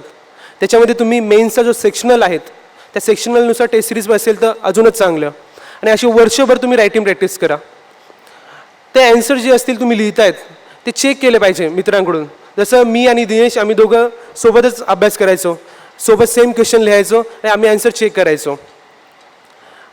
अजून एक सांगायचं की आपण जे ॲन्सर रायटिंग असते, क्वेश्चन असेल की how to improve answer writing, त्याच्यासाठी जर सोर्सेस जर म्हटलं तर सगळ्यात महत्त्वाचं म्हणजे क्वेश्चन पेपर. क्वेश्चन पेपर तुमची कमांड पाहिजे. एक माझं ऑब्झर्वेशन थ्रू तुम्हाला सांगतो, तुम्ही ते ॲनालिसिस करा. लास्ट 3 इयर्सचे जर तुम्ही क्वेश्चन पेपर बघितले तर क्वेश्चन जे आहेत ते काही प्रमाणात मॉडिफाय होत आहेत, चेंज होत आहेत, परंतु त्याचा जो कंटेंट असेल म्हणजे जर सपोज तुम्ही इकॉनॉमीचे 8 क्वेश्चन विचारत आहेत दरवर्षी GS3मध्ये, असे 3 वर्षाचे 8 त्रिक 24 क्वेश्चन घेतले, तर त्याच्यामध्ये 24 क्वेश्चन्स तुम्ही लिहा. त्याचा जो कंटेंट असेल तो पुढच्या वर्षीचा जे तुम्ही क्वेश्चन लिहिणार आहेत त्यातला ऑलमोस्ट 40 to 50% कंटेंट हा नेहमी रिपीट होत असतो. जर तुम्ही ते पॉईंट्स खूप चांगले केलेत तर तुमचं एक ज्या मिस्टेक होत आहेत त्या रेक्टिफाय होत चालतील आणि तुम्ही चांगलं लिहू शकशाल. अजून एक की ॲन्सर रायटिंग आपण नेमकी कसं करावं, काय करावं. तर यूट्यूबवर बरेचसे टॉपर्सचे व्हिडिओज आहेत. ते टॉपर्सचे व्हिडिओज बघा. डिफरंट ब्लॉग्स असतात, ते ब्लॉग्स वाचा की GS1साठी कसं करायचं असतं, हिस्ट्रीसाठी काय करायचं असतं. ह्यावेळेस GS2मध्ये खूप कमी स्कोर आला आहे सगळ्यांचा. आणि ते झालं ॲक्च्युली थोडंसं एक ॲन्सर रायटिंगमुळं, कारण त्यांनी ऑलरेडी एक सांगितलं होतं की GS2मध्ये मार्क्सच कमी द्या. तर असं तुम्ही तिथे डेव्हलप केलं पाहिजे. त्यानंतर एक मी सगळ्यात एक इम्पॉर्टंट जर सोर्स काही म्हटला की तुम्ही ॲन्सर रायटिंग कशी इम्प्रूव्ह करू शकतात, तर तो म्हणेल की टॉपर्सचे पेपर तुम्ही बघा. सोबतचे जे आहेत एक्सलंट पेपर आहेत ते तुम्ही बघा. इंटरनेटवर बऱ्याचशा चांगल्या वेबसाईटवर तुम्हाला टॉपर्सचे पेपर दिसतील. प्रत्येकाची ॲन्सर रायटिंगची एक स्टाईल असते, तीसुद्धा तुम्हाला कळेल. मग तुम्ही काय इम्प्रूव्ह करायचं आहे, चुका काय होतात हे थोडंसं अवघड जाईल, परंतु दुसऱ्याचं चांगलं काय आणि त्या तुम्ही डायरेक्टली पिकअप करू शकतात. हा असं इंटरव्ह्यू लिहितो म्हणून मी असं इंटरव्ह्यू लिहिणार, हा याची स्टाईल अशी आहेत. नंबर ऑफ पॉईंट्स लिहिताना तो कोमा स्टाईल वापरतो, कोमा करत चालतो लिहितो. सो असे ज्या डिफरंट असतात, फ्लो चार्ट असेल, बाकीच्या गोष्टी त्या तुम्ही डायरेक्टली पिकअप करू शकतात. सो टॉपर्स पेपर हे खूप महत्त्वाचं आहे आणि त्यावर तुम्ही भर द्या. त्यानंतर एक अजून म्हणेल की फक्त टेस्ट सिरीजमध्ये जाऊन तुम्ही टेस्ट लिहित असाल तर त्याचं जास्त बेनिफिट होणार नाही. त्याच्या आधी तुम्हाला रोज ॲन्सर रायटिंग केली पाहिजे. प्रत्येक 2-2, 3-3 क्वेश्चन रोज लिहा, 4-5 क्वेश्चन लिहा आणि त्याचं एक प्रॉपर ॲनालिसिस करा. प्रत्येक क्वेश्चनमध्ये तुम्ही कसं लिहित आहेत, इंट्रोडक्शन काय त्यानुसार करा. सो त्यातूनही तुमचं एक डेव्हलप होत जाईल. तुम्हाला आता ॲन्सर रायटिंगमध्ये तुम्ही एक केवढे असे बेताज बादशाह झाले पाहिजे. याचं एखादं फॉर्मल एक जस्ट एक्झाम्पल द्यायचं म्हटलं, एक हिंट द्यायची म्हटली तर स्ट्रक्चर तुमचं पार्ट पाहिजे. इंट्रोडक्शन, कन्क्लुजन, मधलं प्रोज, कॉन्स, मेजर्स कसं असेल, प्रत्येकाला किती वर्ड्स असतील ते तुमची कमांड पाहिजे. मी एखादं एक्झाम्पल देतो. इंट्रोडक्शन म्हणजे फक्त इंट्रोडक्शन नसतं, त्यात पण बरंचसं महाभारत आहे. मग तुमचं ॲन्सर रायटिंग हे सुद्धा एक खूप मोठी गोष्ट आहे. इंट्रोडक्शनचे टाईप्सही होऊ शकतात. फॉर एक्झाम्पल, पहिलं म्हणजे तुम्ही जो क्वेश्चन दिलेला आहे त्याच्यानुसार एखादं स्टॅटिस्टिक तुम्हाला माहिती का, ते स्टॅटिस्टिक लिहिणं. नुसतंच लिहिलं नाही, त्याच्यासोबत एखादा सोर्स कोट करणं. Economic survey, annual report of ministry किंवा world bank report or something, असे सोर्स करा. किंवा एखादे पॅनल असेल, कमिटी असेल ते लिहा. दुसरं इंट्रोडक्शनचं टाईप असेल ते म्हणजे करंट ओरिएंटेड. तुम्ही करंट ओरिएंटेड काय लिंकेजेस आहे, क्वेश्चन्स कुठून आला आहे ते तुम्ही लिंक केलं पाहिजे, ते तुम्ही तिथे सांगू शकतात. थर्ड टाईप म्हणजे येत काही नसेल तर फक्त जस्ट जे क्वेश्चन दिलेलं आहे त्याच्यामध्येच थोडेसे कीवर्ड टाकणं, थोडंसं त्याला अजून इन डेप्थ काही थोडीशी इन्फॉर्मेशन देणं आणि तसं इंट्रोडक्शनमध्ये लिहिणं. ही एक स्टाईल आहे. एक चौथी अजून स्टाईल आहे ऑब्जेक्टिव्ह किंवा डेफिनेशन. जर आपण इथिक्सचं बघितलं तर त्याच्यामध्ये जी क्वेश्चन असेल तर त्याचे समजा सिम्पॅथी, एम्पॅथी, कंपॅशन असेल, त्याच्याबद्दल एखादं क्वेश्चन असेल तर तुम्ही तिथे त्याची डेफिनेशन लिहा. सिम्पॅथीची डेफिनेशन काय, ती 3-4 लाईनची पाहिजे आणि ती रट्टा नाही मारायची, ती पाठ नाही करायची. तर यू शुड बी प्रिपेअर्ड, म्हणजे तुम्ही करू शकलं पाहिजे आणि हे ॲन्सर रायटिंग थ्रू होऊ शकतं. इवन 5वा एक टाईप म्हणाल तर ऑब्जेक्टिव्ह म्हणजे एखादं समजा स्वच्छ भारत अभियानबद्दलचा क्वेश्चन आहे की what are the challenges, what are steps taken by government आणि आपण काय करायला हवं, असे 3 क्वेश्चन असतील. त्यांनी विचारलेलं नाही की स्वच्छ भारत अभियान काय आहे, पण इंट्रोडक्शनमध्ये तुम्ही स्वच्छ भारत अभियान जे अजेंडा आहे, ते जे पॉईंट्स आहेत ते तुम्ही लिहू शकतात. फक्त पॉईंट्स ते लिहू शकतात असं नाही, तर त्याच्यात तुम्ही पण स्टाईल वापरू शकतात की कोमा स्टाईल वापरशाल, की तुम्ही फ्लोचार्ट काढून करशाल, व्हर्टिकल फ्लोचार्ट काढशाल की हॉरिझॉन्टल फ्लोचार्ट काढशाल. असं डिफरंट तुम्ही करू शकतात. आणि ही कमांड तुम्हाला खूप जास्त ॲन्सर रायटिंग केल्यावरच येईल, डायरेक्टली येऊ शकत नाही. अजून एक बरंचसं एक असतं की काही ट्रिक्स असतात ते तुम्ही डेव्हलप केले पाहिजे. म्हणजे एखाद्या क्वेश्चनमध्ये तुम्ही फ्लोचार्ट काढताना, ट्री डायग्राम काढताना आपण असं करतो, एक वरती टायटल लिहितो, खाली 3-4 ॲरो दाखवून त्याचं लिहितो इन्फॉर्मेशन. त्या टाईपचं एक असेल, हे व्हायला व्हर्टिकल. नेक्स्ट क्वेश्चनमध्ये तुम्ही हॉरिझॉन्टल करा. त्याच्या पुढच्या क्वेश्चनमध्ये तुम्ही सर्कल काढा आणि त्याला 3-4 बाण दाखवा. पुढच्या क्वेश्चनमध्ये ट्रायंगल काढा, त्याला करा. चौथ्या क्वेश्चनमध्ये म्हणजे एक रेक्टँगल काढा, त्याचे जे कॉर्नर असतील तिथे पॉईंट्स लिहा. अशा टाईपचं तुम्ही इन डिटेल करू शकतात आणि या ट्रिक्स तुम्ही ॲन्सर रायटिंग थ्रू डेव्हलप करू शकतात. बऱ्याच वेळा असं होतं की फर्स्ट अटेम्प्टमध्ये UPSC क्रॅक का झाले किंवा इतक्या लवकर तुम्ही कसं क्रॅक करताय, याचं जर तुम्ही आणि 4-5 अटेम्प्टमध्ये सुद्धा UPSC क्रॅक होत नाही, मेन्समध्ये कमी मार्क मिळतात, याचं रिझन जर कुठे असेल तर जो फर्स्ट अटेम्प्ट असेल त्याचं थोडंसं रिडिंग कमी असेल, नॉलेज कमी असेल, पण तरीसुद्धा त्याची ॲन्सर रायटिंगवर कमांड असते आणि ती ॲन्सर रायटिंग तुम्ही म्हणजे त्यानं खूप जास्त मेहनत घेतलेली असते. थोडक्यात जर सांगायचं, एखादं तुम्ही मी आता तुम्हाला एक्झाम्पल देईल की ॲन्सर रायटिंगबद्दलचं महत्त्व अजून पुन्हा. एक मंथ आहे समजा की जून मंथ आहे, तुम्ही समजा 15 दिवसाचे न्यूजपेपर वाचले आणि त्याचे ॲन्सर्स तुम्ही ऑक्टोबरमध्ये लिहित असाल, तर तुम्ही बघशाल की तो जो कंटेंट तुम्ही वाचला आहे त्याचा तुम्ही कितपत यूज होतो आहे. आपण गॅरंटी देऊ शकत नाही तो कंटेंट नक्की यूज होईल की नाही. म्हणजे थोडक्यात काय, जर मार्क्सशी आपण रिलेशन पाहिलं तर तुमचं एका लेवलनंतर एका लेवलचं नॉलेज तुम्हाला नक्कीच पाहिजे. नॉलेज इम्पॉर्टंट आहे, पण त्याच्या पुढे तुम्ही फक्त जस्ट नुसतं वाचत गेला तर त्याच्या स्कोअरमध्ये पण इम्प्रूव्हमेंट होईल अशातला भाग नसतो. पण जर तुम्ही त्याच्याऐवजी फक्त 2 दिवस ॲन्सर रायटिंग केलं तर तुम्हाला कळेल की इंट्रोडक्शन, कन्क्लुजन, स्ट्रक्चर यामध्ये तुम्ही चेंजेस केलेले आहेत. मग क्वेश्चनचं कंटेंट काही व्हेरी होऊ दे, पण फॉर्मॅट मात्र तोच राहणार आहे. सो फॉर्मॅटमध्ये तुम्ही कुठेतरी इम्प्रूव्हमेंट केली आहे, ऑफकोर्स तुमचे मार्क्स वाढणार आहेत. सो डायरेक्ट रिलेशन आहेत तुमचं ॲन्सर रायटिंगचं आणि मार्क्सचं. सो ते करा. तुम्ही अजून इतके क्वेश्चन पेपरमध्ये कमांड मिळू शकतात की तुम्हाला कळायला पाहिजे UPSC कशा टाईपचे क्वेश्चन विचारते आणि त्याचा कंटेंट काय राहू शकतो, कसे राहू शकतात. आता मी एक्झाम्पल देईल आणि जे मी इम्प्लिमेंटसुद्धा केलं होतं. डिझास्टर मॅनेजमेंटचा क्वेश्चन आहे. दरवर्षी एक क्वेश्चन येतो, यावर्षी 2 क्वेश्चन आलेत आहे. क्वेश्चनमध्ये विचारतात काय की एक डिझास्टर दिलेला आहे, त्याच्यामध्ये डिझास्टर कोणता आहे तर अर्थक्वेक, फ्लड, अजून बाकीचे असतील सर्व, सुनामी वगैरे असतील. आणि त्याचं क्वेश्चन विचारताना असं विचारतात की प्रिपेअर्डनेस काय पाहिजे, किंवा मिटिगेशन एफर्ट्स काय पाहिजे, किंवा मेजर्स काय पाहिजे, किंवा लॅक्युनस काय पाहिजे. तुम्ही जर बघितलं तर अर्ली वॉर्निंग सिस्टीम म्हणजे जे common points coordination, funding, strategy, planning, हे सर्व गोष्टी डिझास्टर कोणताही असो पॉईंट्स सेम येणार आहेत. सो ते पॉईंट्स तुमचे ऑलरेडी प्रिपेअर्ड आहेत. तुम्हाला जर क्वेश्चन विचारलं की प्रिपेअर्डनेस आपला मध्ये लॅक्युनस काय, तर तुम्ही काय लिहाल की लॅक ऑफ धिस. तुम्हाला जर मिटिगेशन विचारले तर काय लिहाल की डू धिस. पण धिस हा कॉमन आहे. डिझास्टर जरी कोणता असला पॉईंट्स कॉमन आहेत. क्वेश्चन कोणता जरी असला, प्रिपेअर्डनेस असला, काही जरी असलं तरी तुमचं स्ट्रक्चर फॉर्मॅट सेम आहे. सो असं काहीतरी तुम्ही करू शकतात. इतके तुम्ही ॲन्सर रायटिंगमध्ये महारथी बनले पाहिजे. बऱ्याच जणांचं एक फ्लावरी लँग्वेज, UPSCमध्ये फ्लावरी लँग्वेजला मार्क नसतात, ॲटलीस्ट GSमध्ये तर नक्कीच नाही. सो एखादं कोणी जर खूप भारी कन्क्लुजन किंवा इंट्रोडक्शन करत असेल आणि मध्ये कंटेंट काहीच नसेल, कीवर्ड काही नसतील, तर त्याला मार्क पडणार नाही. ज्यांची इंग्लिश चांगली आहे त्यांना बेनिफिट आहेच, पण तो बेनिफिट तुम्ही कुठेतरी एसेमध्ये दाखवा. पण जार्गन वर्ड वापरून नाही, टेक्निकल वर्ड्स वापरून नाही, तर बेसिक कीवर्ड्स वापरून समोरच्यालाही कळायला पाहिजे आणि इझिली त्याला कनेक्ट झालं पाहिजे. असं तुम्ही करा. सो फ्लावरी लँग्वेज जर तुम्ही वापरत असाल तर कुठेतरी सांभाळून. अजून ॲन्सर्स हे मल्टी डायमेन्शनल असले पाहिजे. त्याच्यामध्ये सोशल, पॉलिटिकल, इकॉनॉमिकल जे मी तुम्हाला सांगितले स्पियर्स ते यायला पाहिजे. बरेच वेळा असंही होतं की 200 वर्डचं तुम्ही सांगितलेलं आहे तर तुम्ही ॲटलिस्ट कुठेतरी 170-180 वर्ड्स लिहायला हवेत. जेव्हा आपली ही शेवटी एक कॉम्पिटिशन आहे, एखादा जर 130 वर्डचा ॲन्सर लिहित असेल आणि एखादा 180 वर्डचा ॲन्सर लिहित असेल तर कुठेतरी नक्कीच 180 वर्ड्सला एक एज आहे, एक त्याला मार्जिन आहे आणि तो नक्कीच अर्धा मार्काने जास्त पाडू शकतो.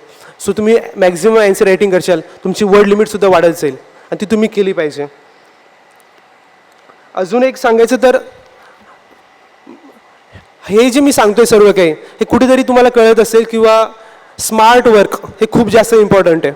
फक्त हार्डवर्क करून चालत नाही, तर स्मार्ट वर्कसुद्धा खूप जास्त इम्पॉर्टंट आहे आणि ते तुम्ही केलं पाहिजे. आणि ते जर टॉपर्स कोणतेही बघितले तर तुम्हाला एक जाणवेल की फक्त एखाद्याकडे नॉलेज आहे म्हणून त्याला तो UPSC क्रॅक करतोय असं होताना दिसत नाही. बरेच चांगले नॉलेजेबल पर्सन जे शिकवतातही चांगले, बोलतानाही त्यांचं नॉलेज दिसतं, पण तरीसुद्धा ते क्लिअर होत नाही. याचं मेन रिझन असतं कुठेतरी ॲन्सर रायटिंगमध्ये कमी पडलेले असतात. आता जर तुम्ही टॉपरचे पेपर पाहिले किंवा कोणत्याही टॉपर्सला विचारलं, मी जे तुम्हाला पुढचं सांगितलं ॲन्सर रायटिंग नंतर कसं इम्प्रूव्ह करावं, याच्यामध्ये बरीचशी सब्जेक्टिव्हिटी राहील. बरेचसे म्हणतील की हे करा, हे नका करू, व्हॅरी होऊ शकतं, मान्य. पण एक गोष्ट नेहमी कॉमन राहील, ती म्हणजे ॲन्सर रायटिंग खूप जास्त इम्पॉर्टंट आहे. ॲन्सर रायटिंग ही मेन्सची म्हणजे कोर पार्ट आहे, पण अनफॉर्च्युनेटली हा सगळ्यात मोस्ट निग्लेक्टेड पार्ट आहे. तो तुम्ही करू नका. पहिल्या अटेम्प्टमध्ये जेव्हा मी प्रिलिम दिली होती त्याच्या आधीचं जर माझं ॲन्सर रायटिंग पाहिलं तर मी हार्डली काही पेपर लिहिले होते आणि मला कळालं की ही सगळ्यात मोठी चूक होती. हे असलं ब्लंडर करू नका. तुम्ही बेसिक रिडिंग झाल्यानंतर ॲन्सर रायटिंगला स्टार्ट करा. आणि त्यातून तुम्हाला बरेचसं मार्क्स चांगले पडत जातील. एक चांगली टेस्ट सिरीज लावा, मित्रांमध्ये तुम्ही ॲन्सर रायटिंग करा आणि चेक करत राहा. फ्लो चार्ट, क्रिएटिव्हिटी तुमची काय असेल, तुमचा एखादा एरिया जर स्ट्रॉंग असेल त्याला अजून स्ट्रॉंग करा. तुमची विकनेस काय हे तुम्हाला कळायला पाहिजे. या सगळ्या गोष्टींवर मायन्यूट गोष्टींवर तुम्ही फोकस करा आणि नक्कीच तुम्ही you will sail through it. Thank you. इथे घड्याळ मला सांगतंय की झालेत 5:20. वेळापत्रकात आपली ठरलेली वेळ आहे ब्रेक 5:30ला घ्यायचा आहे. आपण थोडीशी मिनटं आहेत म्हणून मी काही मुद्दे म्हणणार आहे किंवा एखाद्या मुद्द्याची आठवण करून देणार आहे. तो करून आपण ब्रेक करेक्ट 5:30ला असेल. ज्या स्केलला आपण असतो ते पाहता आपण फुल अर्ध्या तासाचा ठेवला आहे ब्रेक. म्हणजे बाहेर जाऊन येणे, हातपाय मोकळे करून येणे, जे मोकळं करायचं आहे ते करून येणे, दुसऱ्याला त्रास न देता. सारसबाग पण जवळच आहे. चहा कॉफी आपापलं जे प्यायचं आहे ते ह्या वर्कशॉपमध्ये काय नाही आहे, पुणे आहे हे शेवटी. तुम्हाला मी आत्ता 3 किंवा 4 मुद्द्यांची जस्ट आठवण करून देतो. बसून जे ऐकतायत आणि लक्षपूर्वक ऐकतायत, अधिक नोट्स घेतायत आणि या प्रकारामध्ये प्रश्नोत्तरांना राहत नाही वेळ, तो आता कसा आपापला जसा होईल तसा, पण विचार करत ऐकत असाल असं मी गृहीत धरतोय. एक एनर्जी असते ऐकण्यातली, पण एनर्जी असते, एनर्जेटिक ऐकणे, तशा ऐकत असाल तर या पहिल्या सत्राचं डिझाईन त्याला एक पॅटर्न आहे,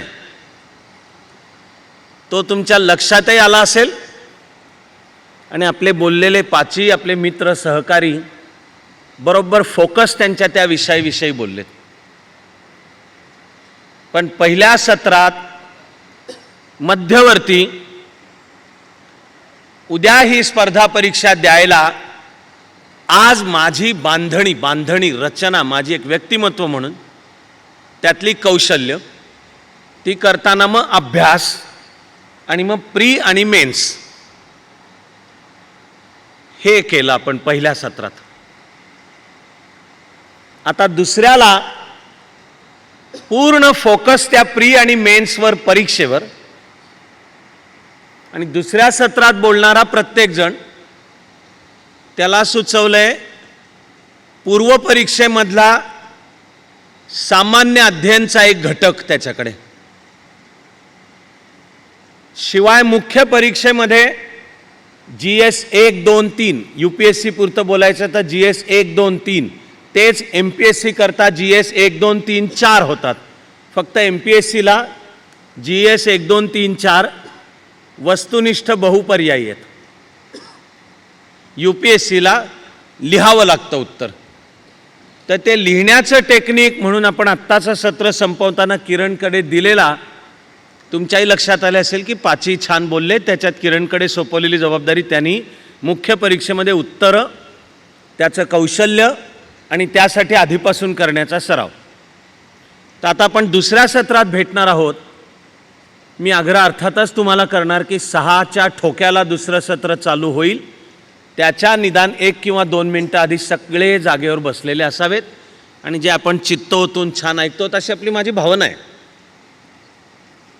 तसंच ऐकत, तसंच एन्जॉय करत आपण करेक्ट 6ला म्हणजे त्याच्या 1-2 मिनटं आधी जागेवर बसलेलो असावं आपापल्या. आता सीटं ठरली आहेत, कुठे कोण बसलाय, खुर्ची धरून ठेवली आहे आणि जिथे आपण होतो तिथेच येऊन बसायचं आत्ताच्याही.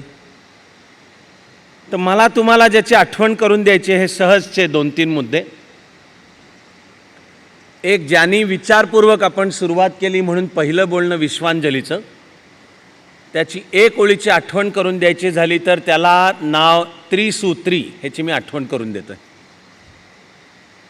स्पर्धा परीक्षेची तयारी करायची आहे तर UPSC MPSC नावाचीही आणि त्याहून व्यापक जास्त मोठी असलेली स्पर्धा परीक्षा, जीवन, दोन्हीला लागू मुद्दा आहे. त्रिसूत्री, स्वतःला ओळख, नॉलेज ऑफ द सेल्फ, ते एका संध्याकाळच्या आणि आत्ताच्या ह्या सत्रात, आणि माझं तर कामच नाही आत्ताचा, पण कसं ओळखायचं? अरे तू स्वतःला ओळख, अगं तू स्वतःला ओळख, त्यानुसार जीवनातलं क्षेत्र निवड. तर जीवनातलं क्षेत्र म्हणजे करिअर पण आहे, आणि जीवनातलं क्षेत्र म्हणजे जे तुला आयुष्यात काय करायचं आहे, काय आयुष्यात जगायचं आहे ते. आणि खरा चॅलेंज आहे आता त्या निवडलेल्या क्षेत्रात उत्तम आणि प्रतिभावंत होणे. त्याला मला कळलेलं नाव दिलंय तपश्चर्या. ती जीवन घडवण्याची तपश्चर्या आहे, करिअर घडवण्याची तपश्चर्या आहे. Achieving excellence and creativity in one's own chosen walk of life. तर पहिलं सत्र पूर्ण करताना ज्या मुद्द्यांची आठवण घेऊन ते मनामध्ये असं कन्सॉलिडेट साठवूयात आणि छानपैकी ब्रेक एन्जॉय करूयात, तर मला वाटलं एक करून देऊयात त्रिसूत्री. दुसरा, पुढे आपल्याला स्वतःला घडवायचं आहे आणि आपापल्या गणितानुसार स्पर्धा परीक्षा त्या त्यावेळी द्यायची आहे. सूरजप्रमाणेच पहिल्या अटेम्प्टलाच मिळवायचं यश, पण समजा आपलं बेस्ट उत्तम केल्यावरही काही कारणामुळे समजा मिळालं नाही, तर खचून न जाता, थकून न जाता, चिकाटी न सोडता, उलटे आधीच्या अटेम्प्ट्सपासून शिकणे, स्वतःचा आढावा घेणे. विश्वांजलीसुद्धा पहिला नाही झाली प्री क्लिअर. मग माणूस म्हणून आपले कदाचित 2-4 दिवस थोड्याशा दुःखामध्ये निराशेत जातील, कारण आपण माणसं आहोत सगळे. पण टू बाउन्स बॅक की ओके, मी आता धडा घेतला आणि भले अटेम्प्ट दुसरा असेल, नाही तर जे यश मिळवणं आहे चिकाटीने इकडं महेशनी, ते कसं साध्य करायचं. मला वाटलं आठवण करून देण्याचा तो दुसरा आहे की पहिले तर अटेम्प्ट देताना लक्ष पाहिजे. मी त्या सूत्राला नाव ठेवलं आहे प्ले टू विन. म्हणजे मी आग्रही करतो, जे कोर्सला येतात ते ऐकतात, कोर्सला जे येतात त्यांची त्यानुसार तयारी होते, प्लॅनिंग होतं, काउन्सेलिंग होतं. हे अनेकांनी, सूरज, किरण, मनोज, हा आदित्य, वैभव यांनी आपापले कोर्सेस केलेले. प्रिपरेटरीच्या काळात मी आग्रहाने सांगतो की एक जसा तुमचा अल्टरनेटिव्ह करिअर प्लॅन पाहिजे, तसा कमालीच्या आग्रहाने सांगतो, ते लेखनात पण आहे माझ्या. त्या सूत्राचं नाव आहे take the first available attempt. म्हणजे MPSC असेल तर 19 आणि पदवी आत्तापासून प्लॅनिंग पाहिजे की तो घ्यायचा आहे. UPSC असेल तर 21 आणि पदवी, आणि आत्तापासून पाहिजे. आणि जसं टेक द त्याला मला करिअरचा अर्थ मला माहिती असतो, तो आतला. तुम्ही जर जेवढ्या लवकर आधी घ्याल तेवढे तुमचे त्या सर्व्हिसमध्ये करिअर प्रॉस्पेक्ट्स सुधारतात. तर take the first available attempt जसं आहे, तसं प्ले टू विन हे सूत्र आहे की द्यायचा आहे तो अटेम्प्ट क्लिअर करण्याच्या जिद्दीनीच द्यायचा आहे. तेव्हा द्यायचा आहे तो. तर आता आनंद आहे की सूरज सगळं क्लिअर पहिल्या अटेम्प्टला, पण द्यायचा आहे तो त्या जिद्दीने दिला आणि काही कारणाने झालो नाही तर काय आकाश नाही कोसळत. मग ते धडा घेणे आहे, स्वतःला सुधारत नेणे आहे आणि फायनली यशापर्यंत पोचणे. आणि पहिलं सत्र थांबताना त्याला मी तूर्त अधिक वेळ घेणार नाही. पुढच्याही सत्रांमध्ये तुमच्याबरोबर मी येते. आज आपलं काम मुख्य आपल्या सर्व मित्रमंडळींना ऐकायचं आहे, पण मी कानावर एक वाक्य तुमच्या आणि थांबूयात आपण पहिल्या सत्राकरता. तर स्पर्धा परीक्षेची तयारी करण्याचे ते जीवनालाही लागू आहे. मुख्य 2 ॲप्रोचेस म्हणता येतील. एकाचं नाव रट्टेबाजी.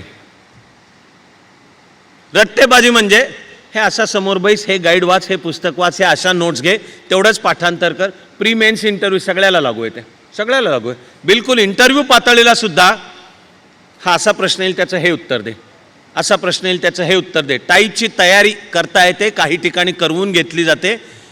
ले दे के सगळं मिळून मी त्याला नाव ठेवतोय रट्टेबाजी अप्रोच. ठीक आहे. रट्टेबाजी अप्रोचनी स्पर्धा परीक्षेमध्ये यश मिळवता येईल का? तर ह्या प्रश्नाचं उत्तर आहे शक्य आहे. शक्य आहे. पण ते शक्य आहे असं लक्षात ठेवून सुद्धा आपला चाणक्य मंडलमधला रस्ता दुसरा आहे.